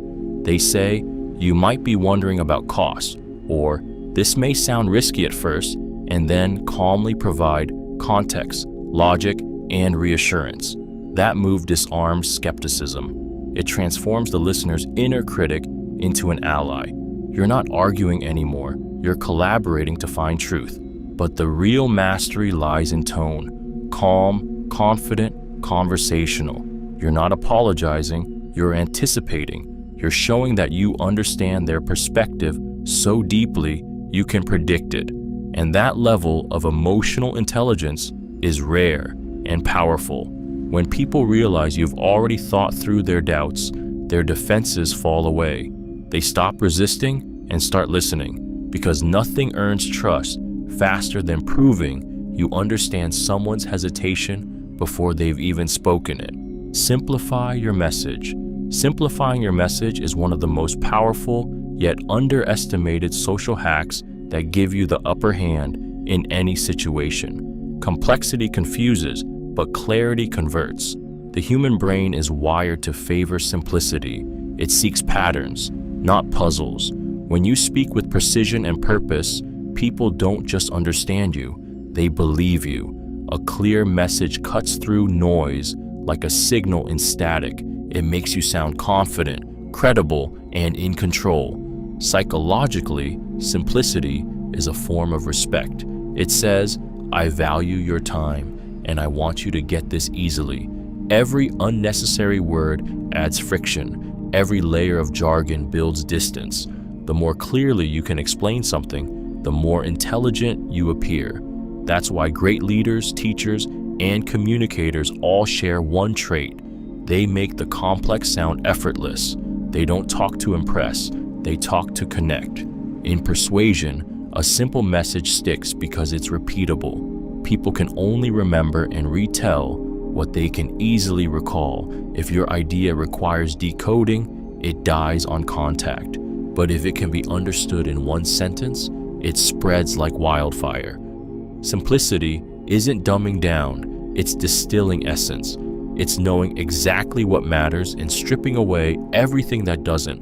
When your words flow like clarity instead of clutter, people lean in. Because in a world drowning in information, the one who speaks simply doesn't just stand out, they get remembered. Dress one notch above the room. Dressing one notch above the room is one of the most powerful, yet silently strategic, social hacks that give you the upper hand in any situation. Your appearance speaks before you do. It whispers confidence, authority, and respect without a single word. When you dress just slightly sharper than those around you, you signal that you value yourself, the moment, and the people you're with. It's not vanity, it's psychology. Humans are visual creatures. Our brains make subconscious judgments about competence, credibility, and trustworthiness within seconds of seeing someone. Clothing acts as a shortcut, a nonverbal cue that shapes how others interpret your confidence and status. Dressing one notch above creates instant distinction. You're not trying to outshine, you're simply signaling readiness. You look like the person who belongs at the decision-making table. Psychologically, it's about perceived effort. When you look intentional, people assume you're intentional in everything else. It sets an expectation before you open your mouth that you're composed, capable, and in control. It's not about designer labels, it's about alignment. The clean shirt, the polished shoes, the subtle details, they all communicate precision, and precision commands respect. But the hack works best when it's effortless. Dressing one notch above isn't overdressing, it's respecting context. You mirror the environment while elevating it. The goal is presence, not pretense. Because when your appearance reflects quiet confidence, you don't have to announce your worth. People feel it the moment you walk in. In every room, presentation precedes persuasion, and those who master that unspoken language never need to shout to be seen. Respect silence. Respecting silence is one of the most powerful yet subtle social hacks that give you the upper hand in any situation. Silence is not emptiness, it's presence. It's the space where real thoughts surface, where truth replaces performance, and where influence breathes. Most people fear silence because it feels like loss of control, but those who master it know it's the moment others reveal themselves. In conversation, silence is not absence, it's a mirror, reflecting what people really think when words stop hiding it. The human brain rushes to fill silence. When pauses stretch, discomfort grows, and that tension pulls truth to the surface. Negotiators, therapists, and great communicators understand this instinct deeply. They know that after a question or statement, the person who stays silent longest holds the power. Words spill into the gap, often more honest than planned. Silence becomes a quiet nudge that says, "Keep talking, I'm listening." But silence does more than expose truth. It earns respect. It shows restraint, confidence, and control. You don't chase validation. You create gravity. People start to measure their words more carefully around you because your stillness demands thought, not noise. It's emotional composure disguised as simplicity. Respecting silence isn't about intimidation. It's about intention. You pause to think, to feel, to let meaning settle. You give space for others to process instead of rushing to fill it. Because silence, when owned, isn't awkward, it's magnetic. In a world addicted to noise, the person comfortable with quiet doesn't just speak with power, they command it. Ask for small commitments. Asking for small commitments is one of the most powerful yet subtle social hacks that give you the upper hand in any situation. It's the psychology of momentum, getting someone to move an inch before asking them to take a mile. The human brain craves consistency. Once a person takes a small step in your direction, they become far more likely to take a bigger one later. That first yes, even if tiny, rewires their mind to align with the path you've set. Psychologists call this the foot in the door effect. When you start with something easy like, "Can I get your quick feedback?" or "Would you be open to a short call?" you lower resistance. The request feels safe, low pressure, and effortless. But once they agree, their subconscious wants to stay consistent with that choice. They begin to justify their cooperation, not to you, but to themselves. And that's the moment influence begins. Small commitments build trust because they feel voluntary. You're not forcing compliance, you're guiding comfort. Each micro-agreement strengthens rapport, builds confidence, and makes the next ask feel natural instead of demanding. It's not manipulation, it's rhythm. The secret lies in pacing. Don't rush the escalation. Let each yes settle, each action reinforce your credibility. Whether in business, relationships, or persuasion, success rarely comes from giant leaps. It comes from steady steps. Because once someone starts walking with you, even just one small step, their mind quietly decides, "I'm already on this path. Might as well see where it leads." Listen for what's not said. Listening for what's not said is one of the most powerful, yet quietly perceptive, social hacks that give you the upper hand in any situation. True understanding doesn't live in the words people choose. It hides in the ones they avoid. The pauses, hesitations, and shifts in tone often reveal more truth than any polished sentence ever could. When you learn to hear silence as part of the conversation, you stop reacting to what's spoken and start connecting to what's real. Psychologically, people reveal themselves through omission. The human brain constantly filters information, editing thoughts to protect pride, maintain image, or avoid discomfort. When someone pauses before answering, changes subject mid-thought, or over-explains something small, they're leaving breadcrumbs of emotion behind. The listener who notices these subtleties gains insight others miss. It's empathy mixed with intuition, a kind of social radar that spots the truth beneath politeness. This hack separates surface communicators from masters of influence. Skilled negotiators, therapists, and leaders all listen in layers. They hear what's said, what's meant, and what's withheld. They understand that silence after a question isn't awkward, it's revealing. That nervous laughter often hides fear. That enthusiasm can sometimes be armor. Listening for what's not said demands patience and presence. You have to slow down enough to feel the emotional current beneath the words. And when you respond, not to the statement but to the feeling behind it, you disarm people completely. Because the moment someone realizes you heard what they couldn't say out loud, they stop pretending and start trusting. Don't oversell. Not overselling is one of the most powerful yet counterintuitive social hacks that give you the upper hand in any situation. True influence doesn't come from pushing harder. It comes from knowing when to stop. When you oversell, you signal desperation. When you hold back, you signal confidence. The less you try to convince, the more believable you become. It's the quiet certainty in your tone, not the volume of your pitch, that makes people lean in. Psychologically, overselling triggers resistance. The human brain is wired to protect autonomy, and the moment someone feels cornered, their defenses rise. Every extra sentence after the point lands starts to undo it. But when you speak with restraint, stating your case clearly, then pausing, you create psychological space. That silence invites the other person to process, not to push back. It feels safe, not manipulative, and safety breeds trust. The paradox of persuasion is that people believe those who seem not to need belief. A calm, concise pitch radiates self-assurance. I know the value of what I'm offering. Take it or leave it. That energy magnetizes because it's rare. You're not begging for approval, you're offering opportunity. The art lies in confidence, not pressure. You build curiosity, plant intrigue, and then stop talking. Let the silence do the work. When someone fills that silence, they start convincing themselves.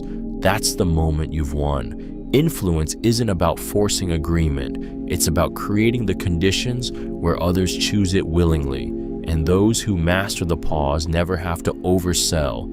Their belief sells itself. Smile in your emails. Smiling in your emails is one of the most powerful yet subtle social hacks that give you the upper hand in any situation. Words on a screen carry no tone, no warmth, no facial cues, so the smallest touch of friendliness becomes amplified. A written smile isn't about emojis or exclamation marks. It's about energy.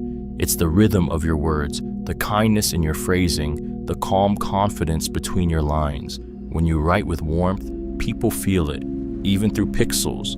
The psychology behind it is simple yet profound. In the absence of body language, the brain fills in the blanks.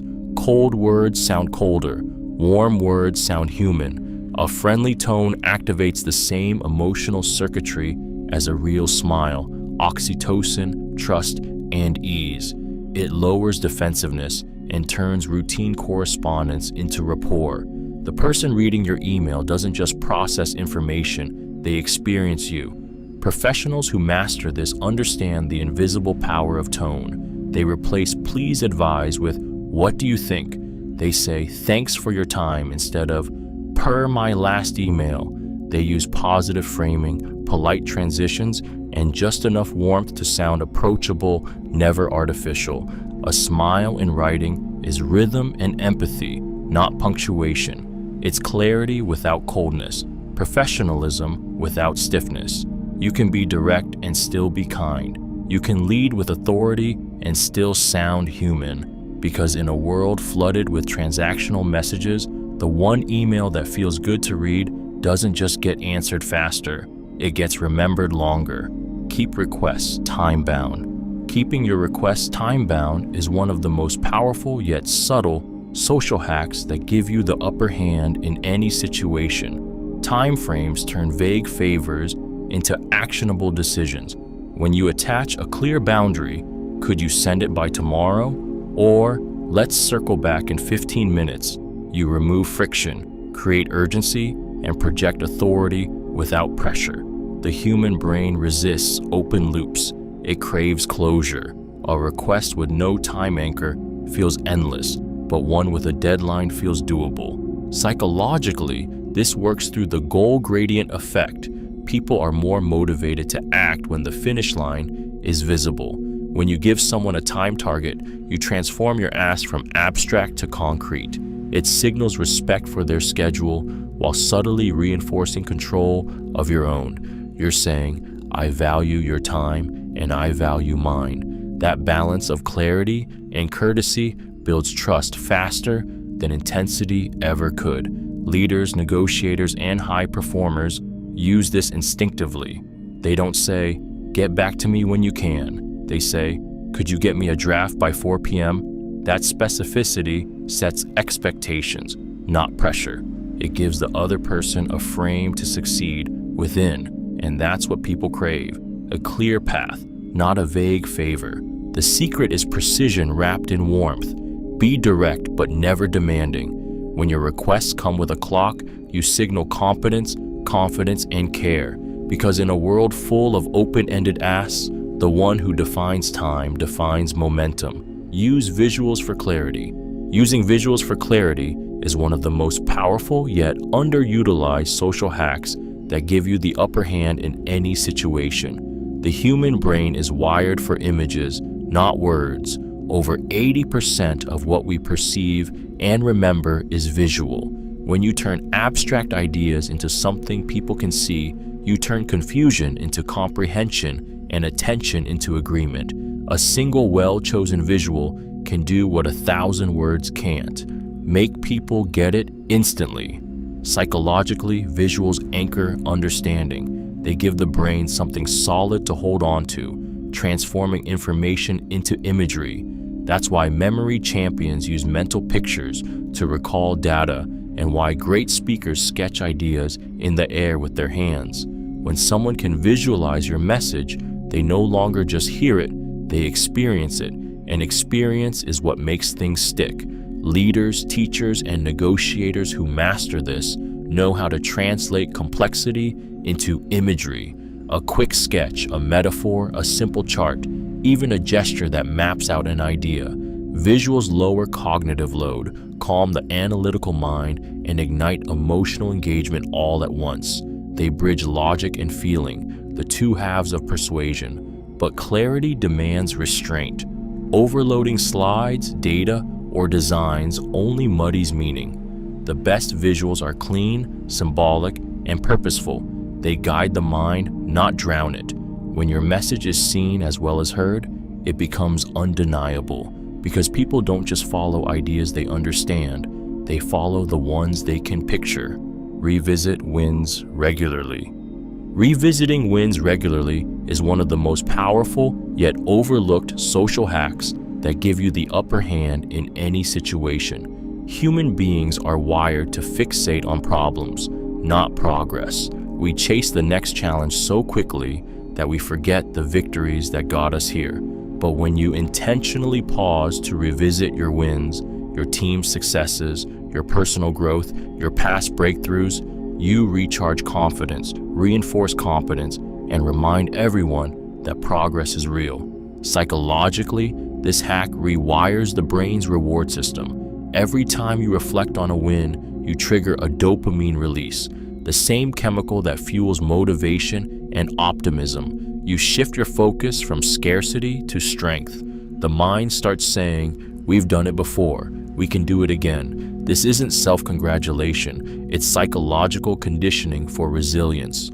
Great leaders, coaches, and communicators understand that momentum isn't built through constant pressure, it's built through recognition. They make a habit of celebrating small wins out loud, because acknowledgement compounds motivation. It turns effort into pride and pride into loyalty. People who feel seen for their progress work harder, think bigger, and stay longer. Revisiting wins also cements identity. It tells your subconscious, this is who we are, people who succeed. It transforms fleeting achievements into permanent confidence. And in moments of doubt, those remembered victories become emotional proof that you're capable. Because the more often you revisit your wins, the less likely you are to forget your power. Use Help Me Understand. Using Help Me Understand is one of the most powerful yet subtle social hacks that give you the upper hand in any situation. It transforms potential conflict into collaboration, turning tension into dialogue instead of defense. Those three words disarm ego, invite clarity, and signal humility without surrendering authority. They tell the other person, I'm open, not oppositional. It's not just a phrase, it's a pressure release valve for difficult conversations. Human psychology craves acknowledgement. When people feel heard, their brain relaxes, shifting from fight or flight into reasoning mode. Help Me Understand activates that shift instantly. It reframes disagreement from confrontation to curiosity. Instead of "you're wrong," it says, "Walk me through your logic." That subtle change makes people explain instead of argue, cooperate instead of resist. Skilled negotiators, therapists, and leaders use this instinctively. It allows them to extract truth without accusation and maintain control without aggression. When you say, "Help me understand why this approach works best," you are not conceding power. You're buying time, gaining insight, and inviting the other person to expose their reasoning. It's emotional judo. You redirect force instead of meeting it head on. The phrase works because it blends authority with empathy. It keeps the tone calm while commanding respect. You become the person who listens before judging, questions before reacting, and seeks truth before victory. In moments where pride and emotion collide, Help Me Understand resets the temperature of the room. It's a bridge between disagreement and respect, and the person who builds that bridge always controls where the conversation goes next. Reflect back key phrases. Reflecting back key phrases is one of the most powerful yet subtle social hacks that give you the upper hand in any situation. It's the skill of using someone's own words to make them feel heard, understood, and emotionally aligned with you. When you mirror their language, those exact words that carry personal meaning, you create an instant bond. Their brain registers familiarity, comfort, and validation. It's not manipulation, it's recognition. You're saying, I'm listening to you, not just waiting for my turn to talk. Psychologically, this works because of linguistic mirroring. Humans subconsciously trust people who sound like them. When you repeat or paraphrase key phrases, you said it feels overwhelming. That's what you meant by starting fresh, right? You signal empathy and accuracy at once. It triggers the brain's reward system, making the other person feel safe and understood. And when people feel understood, they open up further, giving you access to their real thoughts, not just their filtered ones. Therapists, negotiators, and leaders all use this to guide conversations without domination. It's subtle influence in its purest form. You're not leading by speaking louder, but by reflecting deeper. The trick is precision. Echo their emotionally charged words, not every sentence. Overdoing it feels robotic. Doing it with care feels intimate. When done right, reflection becomes emotional proof of listening. It makes people lean in, lower their guard, and connect faster than logic ever could, because the moment someone hears their own truth echoed back, they stop seeing you as a stranger and start seeing you as an ally. Stay unreactive under stress. Staying unreactive under stress is one of the most powerful yet commanding social hacks that give you the upper hand in any situation. In chaos, calmness is dominance. When emotions spike and tempers flare, the one who stays centered becomes the anchor everyone unconsciously looks to for stability. Your stillness signals strength, your composure, control. It tells the room, I'm not shaken, I'm leading. Psychologically, calm is contagious. The human nervous system mirrors the energy it's surrounded by, a phenomenon known as emotional contagion. When you keep your voice steady, your breath slow, and your posture relaxed, you regulate not only yourself but everyone around you. Their stress begins to sync with your calm. That's how true authority feels, not loud, but steady. The key isn't to suppress emotion, but to master your response window, that split second between stimulus and reaction. In that tiny pause, power lives. While others lash out, defend, or panic, you assess, choose, and act with intention. You become the quiet in the storm, and people instinctively trust the one who doesn't lose control when pressure hits. Those who stay unreactive under stress win not because they're unaffected, but because they understand timing. They speak when the noise fades, decide when clarity returns, and move when others freeze. Every crisis exposes character, and in those moments, restraint becomes your loudest statement. The person who controls their emotions controls the outcome every time. Keep your word visible. Keeping your word visible is one of the most powerful yet rarely practiced social hacks that give you the upper hand in any situation. It's not enough to make promises. People need to see that you keep them. Visibility turns integrity into proof. When your actions match your words in plain sight, you become someone whose reliability radiates beyond intention. Others stop questioning your motives because your consistency speaks louder than any reassurance ever could.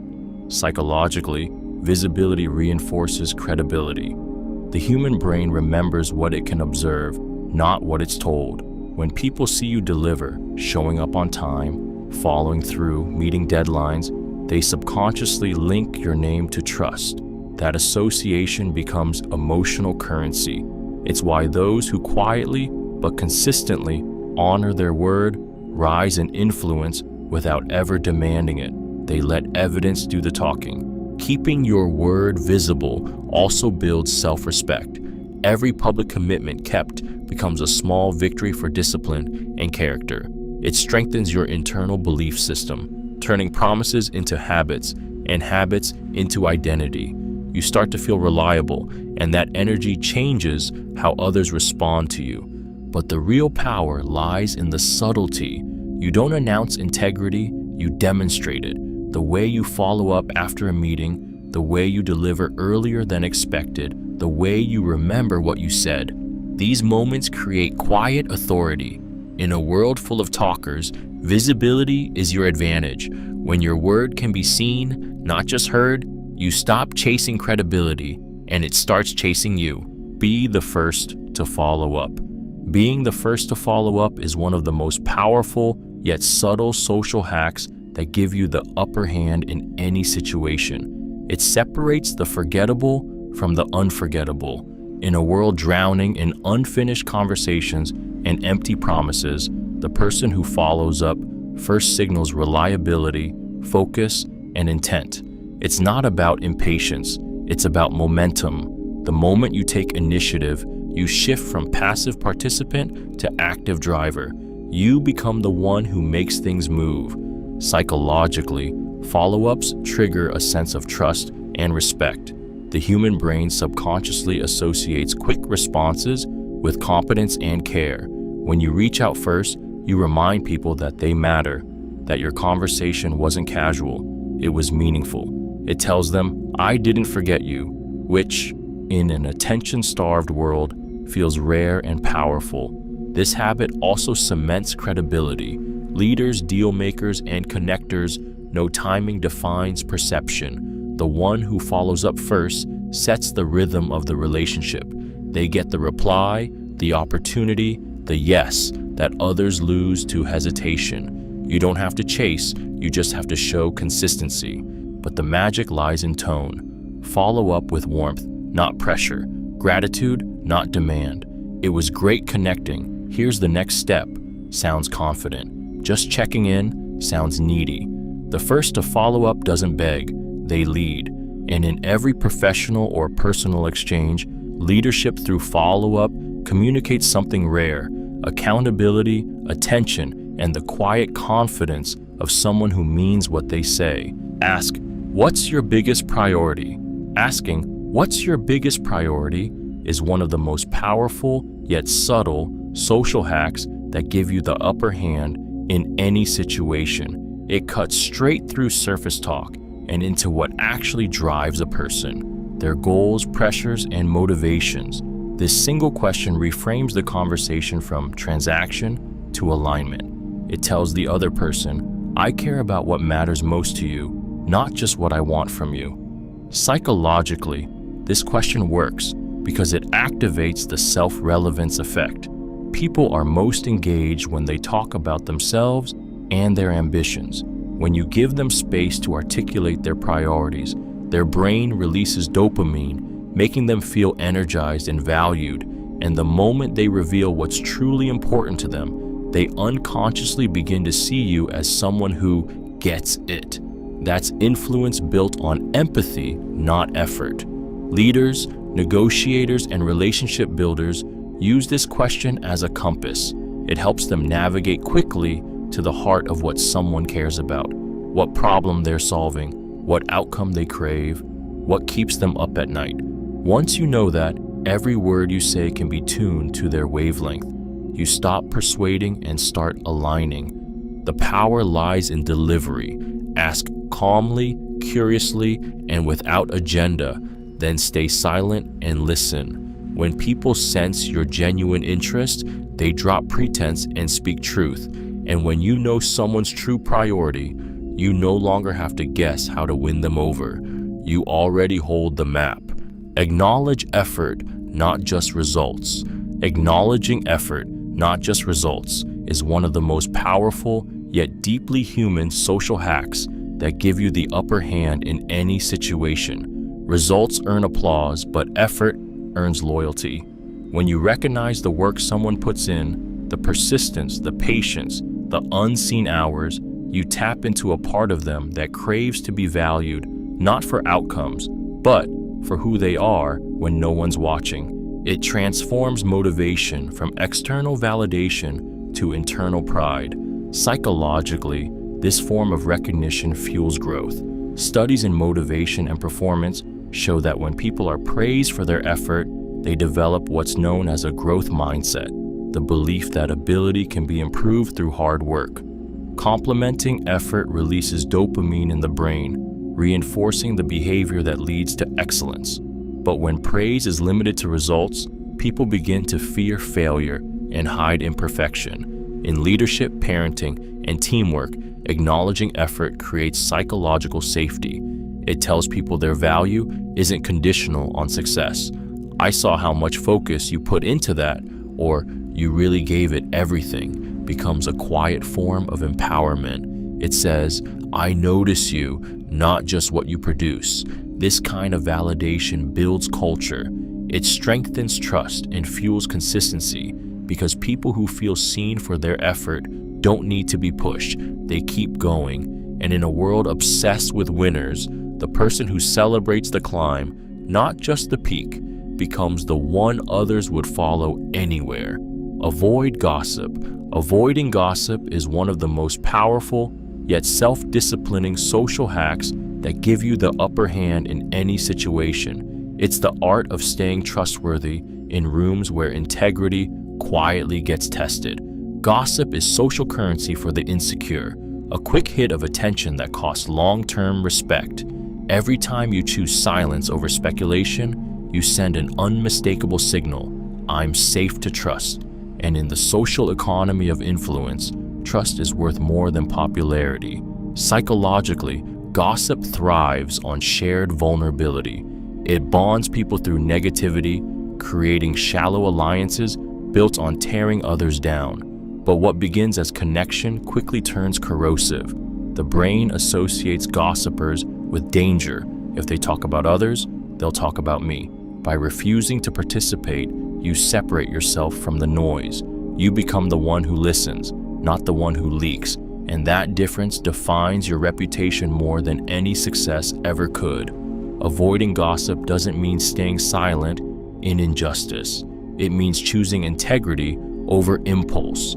It's understanding that words have weight, and once spoken, they can't be retrieved. Leaders who rise fastest are often those who resist the easiest trap, using someone else's story for short-term power. When you walk away from gossip, you walk toward credibility. People begin to notice not because you boast, but because you never contribute to poison. Your absence from drama becomes your presence of strength.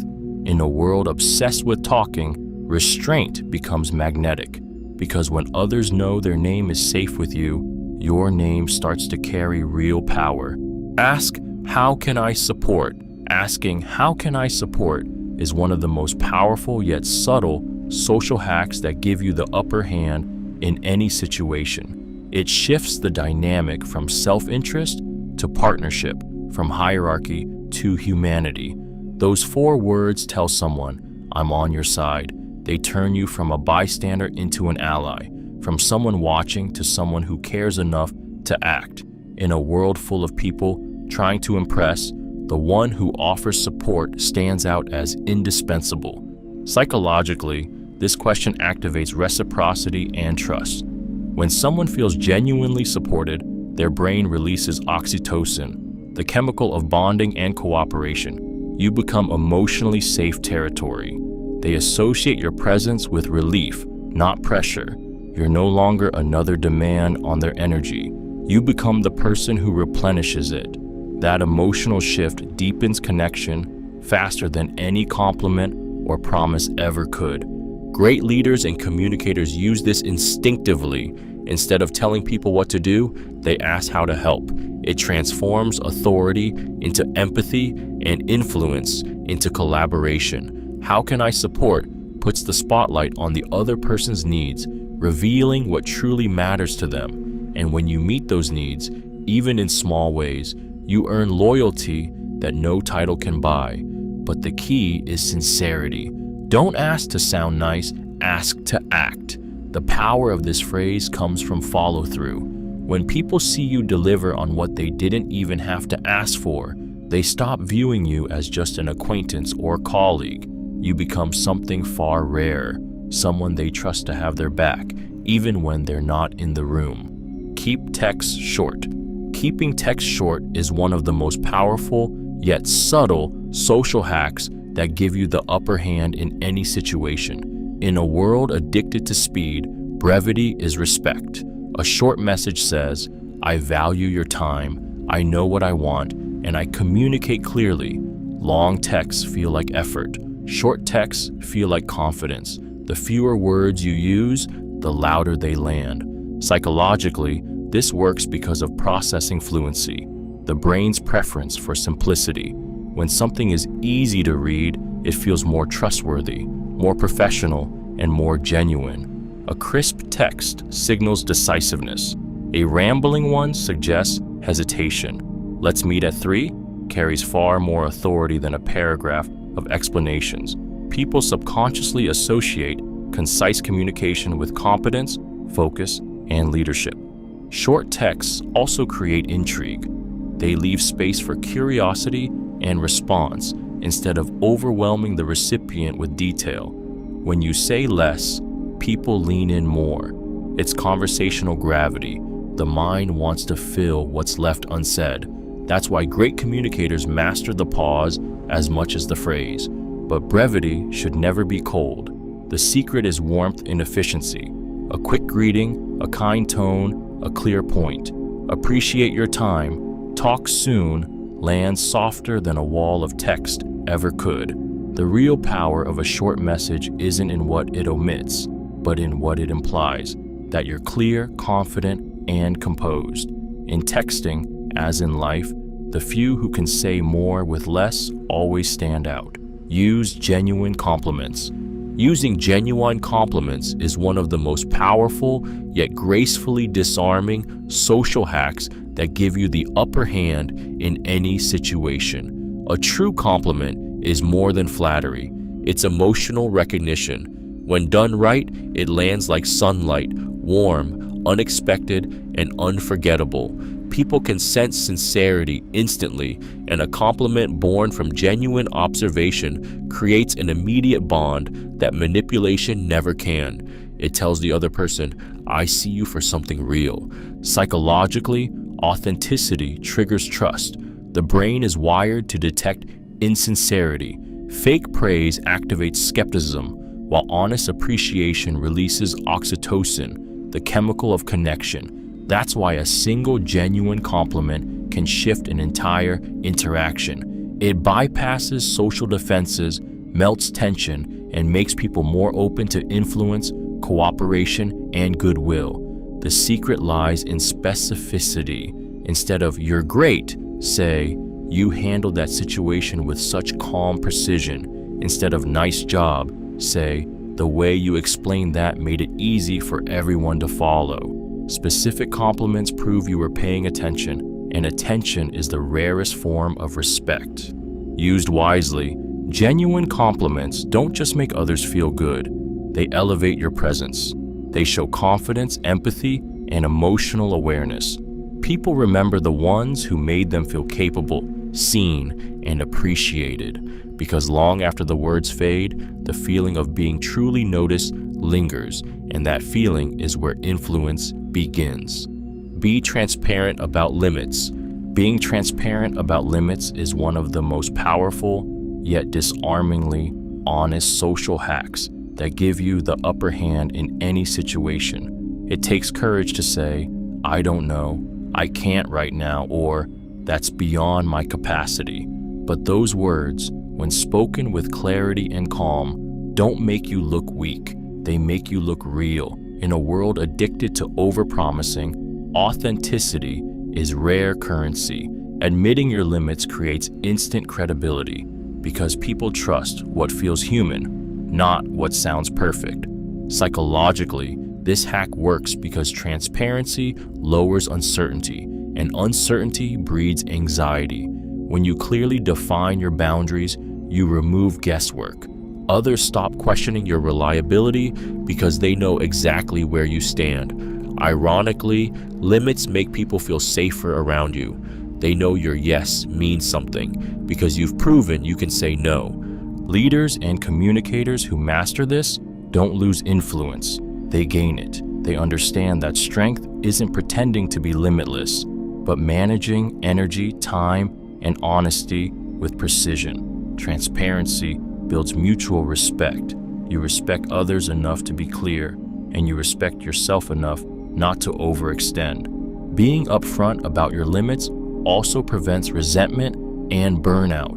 It sets expectations that protect relationships instead of straining them. People remember the ones who told the truth even when it wasn't convenient, because when you're transparent about what you can't do, your word about what you can do becomes unshakable, and that's where real authority begins. Stay calm when challenged. Staying calm when challenged is one of the most powerful yet subtle social hacks that give you the upper hand in any situation. It's the quiet strength that separates leaders from reactors, the moment where emotional control becomes influence. When someone pushes you, questions you, doubts you, even attacks you, your calmness signals power. It tells the room, I am not threatened, I am in control. The one who keeps their composure owns the energy of the exchange. Human psychology is wired to test boundaries. When emotions flare, people unconsciously seek dominance. Who will flinch first? Who will lose control? But calmness short-circuits that dynamic. It triggers confusion in aggressors and respect in observers. When you don't match volatility with volatility, their brain registers stability, and stability always wins. Your tone, posture, and silence become louder than any argument. Physiologically, composure is contagious. The steadier your breathing, the slower your words, the more you regulate the nervous systems around you. Others begin to mirror your calm without realizing it. This is why confident negotiators, great speakers, and skilled leaders seem unshakable. They know emotional control is the highest form of persuasion. But calmness isn't suppression, it's mastery. You feel everything. You just choose when and how to express it. You replace reaction with curiosity, ego with clarity. When challenged, you don't defend. You observe, question, and redirect. Because true authority doesn't shout, it steadies. And in that stillness, when chaos tries to provoke you, your calm becomes a mirror that exposes everything unstable in the other person. Use humor to connect, not deflect. Using humor to connect, not deflect, is one of the most powerful yet subtle social hacks that give you the upper hand in any situation. Humor is social glue. It lowers defenses, accelerates trust, and transforms tension into connection. But when used to dodge emotion or disguise insecurity, it breaks the very bond it's meant to build. The goal isn't to be the funniest in the room, it's to be the one who makes others feel lighter in your presence. Psychologically, humor works through emotional contagion. Laughter releases endorphins and oxytocin, the chemicals of joy and bonding. When you make someone genuinely laugh, their brain associates you with safety and ease. But when humor becomes a mask, sarcasm, self-deprecation, or constant joking, it signals avoidance, not confidence. People sense when laughter hides fear, and instead of feeling closer, they feel kept out. The magic lies in timing and intent. Humor should amplify connection, not escape vulnerability. Use it to break ice, not to bury emotion. A quick joke in a tense moment can humanize you, make others relax, and open doors logic never could. But when someone shares something serious and you crack a joke to dodge discomfort, the connection shatters. True social intelligence is knowing when to lighten the mood and when to hold space. Humor is a bridge, not a shield. When you use it to connect, to say, we're in this together, you don't just make people laugh, you make them trust you. And that kind of warmth lasts long after the laughter fades. Give without expecting return. Giving without expecting return is one of the most powerful, yet quietly transformative social hacks that give you the upper hand in any situation. True generosity isn't transactional, it's magnetic. When you give freely, your time, help, advice, or connections, you signal abundance, not need. You show the world that you operate from strength, not scarcity, and people can feel that difference immediately. It draws trust, admiration, and reciprocity without you ever asking for it. Psychologically, humans are wired for fairness through a mechanism called reciprocal altruism. When someone receives genuine help, their brain releases oxytocin and dopamine, building both gratitude and an unconscious desire to return the favor. But when generosity comes with expectation, it poisons the exchange. It stops feeling like kindness and starts feeling like control. The true art of influence lies in giving so authentically that others want to give back, not because they have to, but because they choose to. Leaders, connectors, and trusted friends all master this balance. They give introductions without keeping score, share knowledge without guarding credit, and offer support without strings.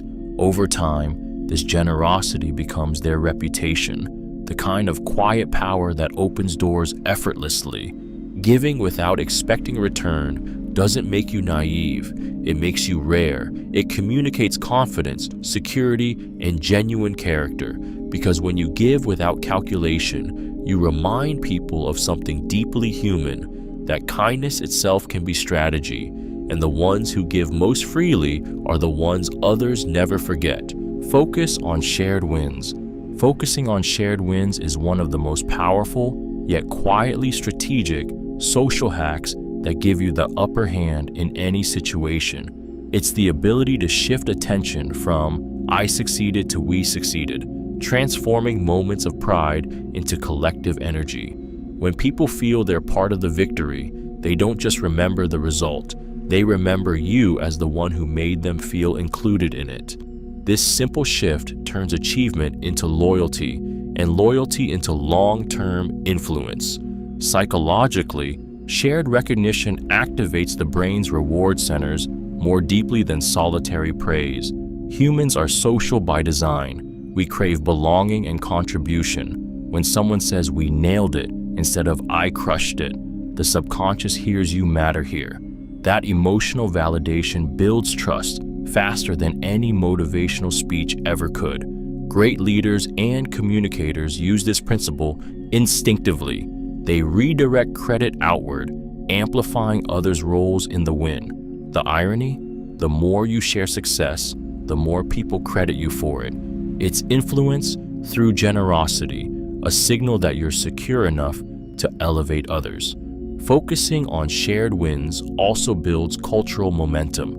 It replaces ego with unity and turns competition into collaboration. People rally around those who make them feel valued, not overshadowed.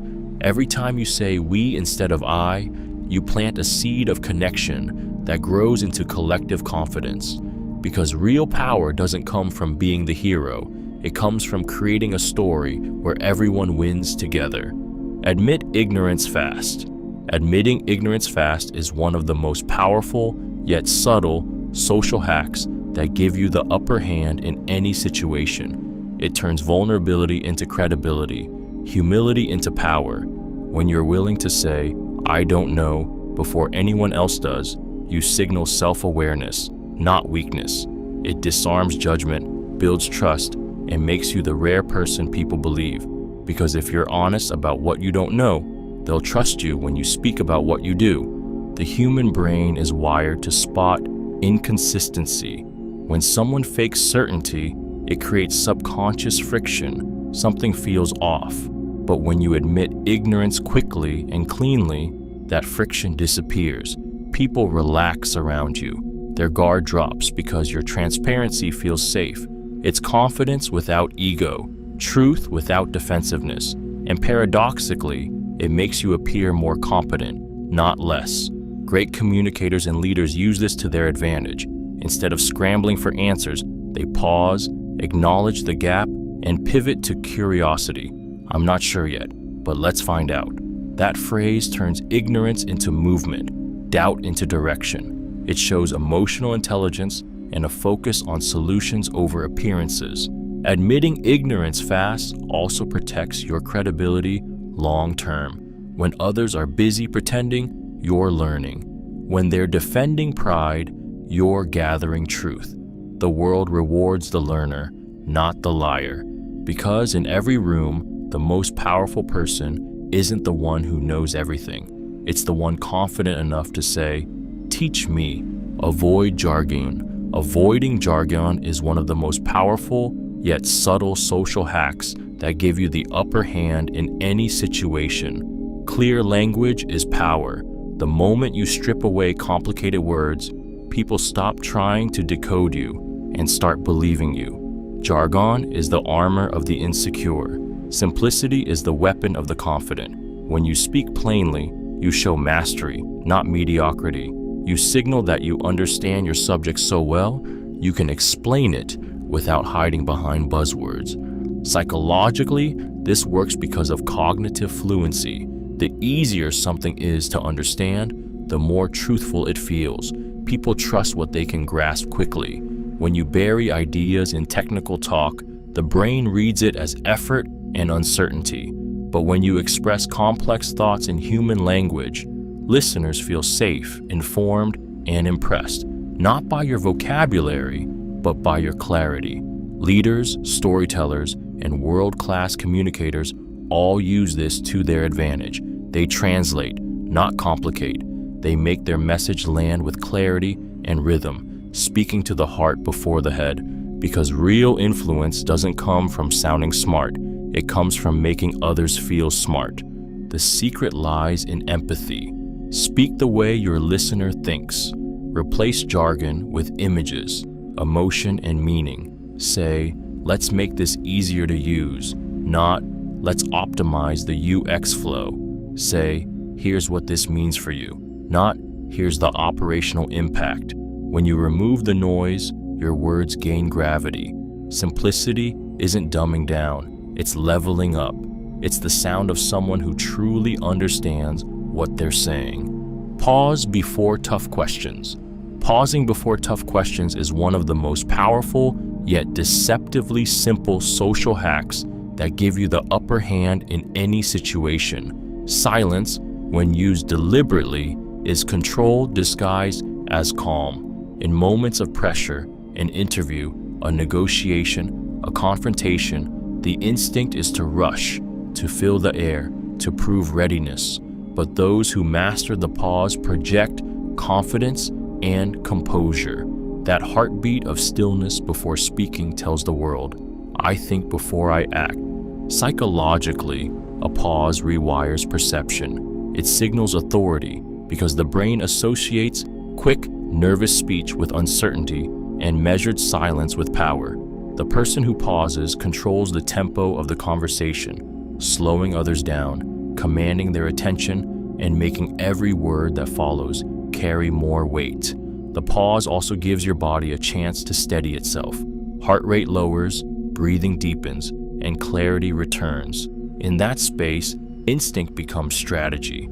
The greatest communicators, leaders, interrogators, therapists use the pause like a scalpel.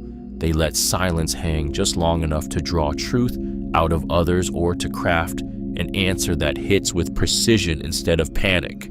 It's the difference between reacting and responding, between blurting and influencing. A well-placed pause isn't hesitation, it's dominance in disguise.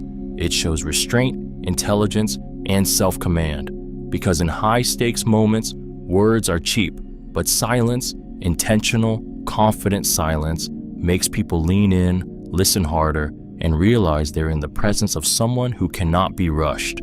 Match energy, not words. Matching energy, not words, is one of the most powerful yet emotionally intelligent social hacks that give you the upper hand in any situation. Words carry logic, but energy carries truth, and people respond far more to how you feel than to what you say. When you tune into someone's emotional frequency and mirror their energy, not by imitation, but by alignment, you create an instant sense of understanding. It's communication beyond language, connection without translation. Psychologically, this works because of emotional contagion, the brain's ability to sync moods through mirror neurons. When someone's energy feels matched, they subconsciously relax. They sense, you get me. Whether they're excited, anxious, or calm, your ability to meet their state before guiding it builds trust faster than persuasion ever could. You're not forcing connection, you're harmonizing with it. If a person speaks passionately, meet them with warmth and enthusiasm. If they're quiet or reflective, lower your tone and slow your rhythm. Matching energy doesn't mean copying, it means calibrating. You enter their world first, then gently lead them into yours. It's what great negotiators, therapists, and charismatic leaders do naturally. They don't overpower emotion, they attune to it. When you master this, conversations stop feeling like battles of opinion and start flowing like shared rhythm. People don't remember the exact words you spoke, but they never forget how your energy made them feel, because words inform, but energy transforms. Offer small favors freely. Offering small favors freely is one of the most powerful yet subtle social hacks that give you the upper hand in any situation. It's influence disguised as kindness, the art of creating goodwill without keeping score. A small favor, a quick intro, a helpful tip, a shared resource plants the seed of reciprocity. It tells people, I thought of you, without demanding anything in return. Over time, those gestures compound into trust, loyalty, and quiet power. Human psychology is deeply anchored in reciprocity. When someone does something for us, even something small, our brain automatically creates a sense of indebtedness. It's not manipulation, it's human nature. The favor becomes a bond, a silent thread of connection. People begin to associate your name with generosity and reliability, and that reputation spreads faster than self-promotion ever could.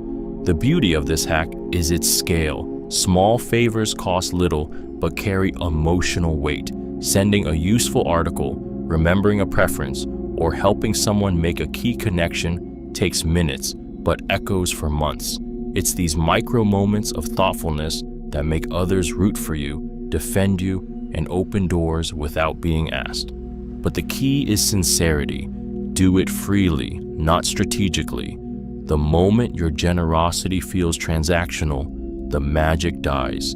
The people who win long-term are those who give without expectation, knowing that influence isn't built by chasing returns, it's built by creating value first. Offer small favors often, expect nothing, and watch how the world quietly starts to return them tenfold. Speak last in groups. Speaking last in groups is one of the most powerful yet subtle social hacks that give you the upper hand in any situation. It's the art of patience disguised as power. While others rush to be heard, the one who waits listens, learns, and ultimately leads. By holding your voice until the end, you absorb the room's dynamics, its energy, hierarchy, and hidden motives. And when you finally speak, your words carry weight, because silence has already built your authority for you. Psychologically, this works because of the primacy of restraint. Humans equate composure with confidence. When you don't scramble for airtime, people assume you don't need validation. You already have it. They begin to listen differently. Your eventual contribution feels deliberate, distilled, and decisive. You become the anchor of the discussion rather than just another current in the noise. Great leaders and negotiators use this instinctively. They let others reveal their positions, biases, and blind spots first.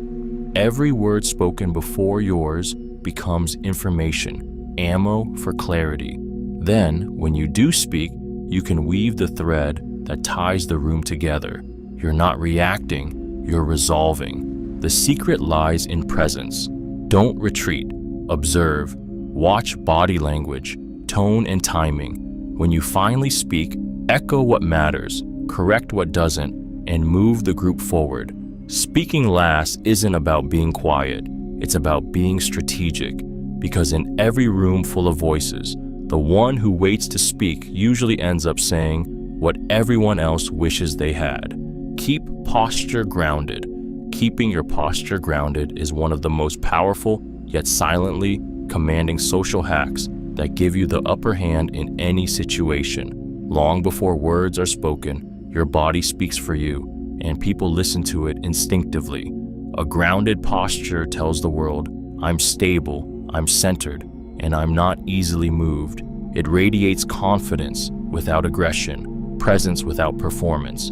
In a room full of tension or noise, the one who stands still and sure instantly becomes the axis others revolve around. Psychologically, posture shapes perception and even emotion. Studies show that when you stand tall, with balanced shoulders, open chest, and steady breathing, your brain actually produces more testosterone and less cortisol, creating a natural sense of calm authority. People feel that energy. They trust those who look anchored because grounded posture signals both physical and emotional stability. You become the calm in the chaos, the voice people turn to when everything else feels uncertain. The secret lies in stillness, not stiffness. True groundedness isn't rigid, it's relaxed strength. It's the quiet confidence of someone who knows they belong exactly where they are. Whether you're walking into a boardroom, speaking on stage, or confronting conflict, your body should feel connected. Feet firm, movements deliberate, gestures intentional. Grounded posture doesn't just influence how others see you, it transforms how you see yourself. When your body holds its power, your mind follows, and in every high-stakes moment, that physical stillness becomes your invisible armor, the unspoken message that says, without words, I've got this. End on gratitude. Ending on gratitude is one of the most powerful, yet gracefully strategic, social hacks that give you the upper hand in any situation. The way you close a conversation leaves a lasting, emotional imprint. People might forget your words, but they never forget how you made them feel. Gratitude softens endings, cements relationships, and turns ordinary interactions into meaningful ones. It tells the other person, I value this exchange, not just I needed it. Psychologically, gratitude triggers a surge of dopamine and serotonin, the brain's feel-good chemicals, creating warmth, trust, and reciprocity. When you thank someone sincerely, their defenses lower, their mood lifts, and they subconsciously link that positive emotion to you. It's one of the simplest ways to be remembered, kindly and powerfully. Even a few words like, I really appreciate your time, or I'm grateful we talked, can shift a neutral interaction into a connection that lingers. Leaders, communicators, and influencers who master this understand timing. Ending on gratitude turns closure into continuity. It leaves the door open for future collaboration and goodwill. Gratitude reframes authority as humility. It shows strength rooted in awareness, not ego. But true gratitude isn't performative, it's felt. When it's spoken from sincerity, it lands like truth. People can sense when you mean it, and that's why it works. Every interaction you end with gratitude quietly teaches others that connection with you feels good. And in a world hungry for acknowledgement, the one who ends with thankfulness always leaves with power.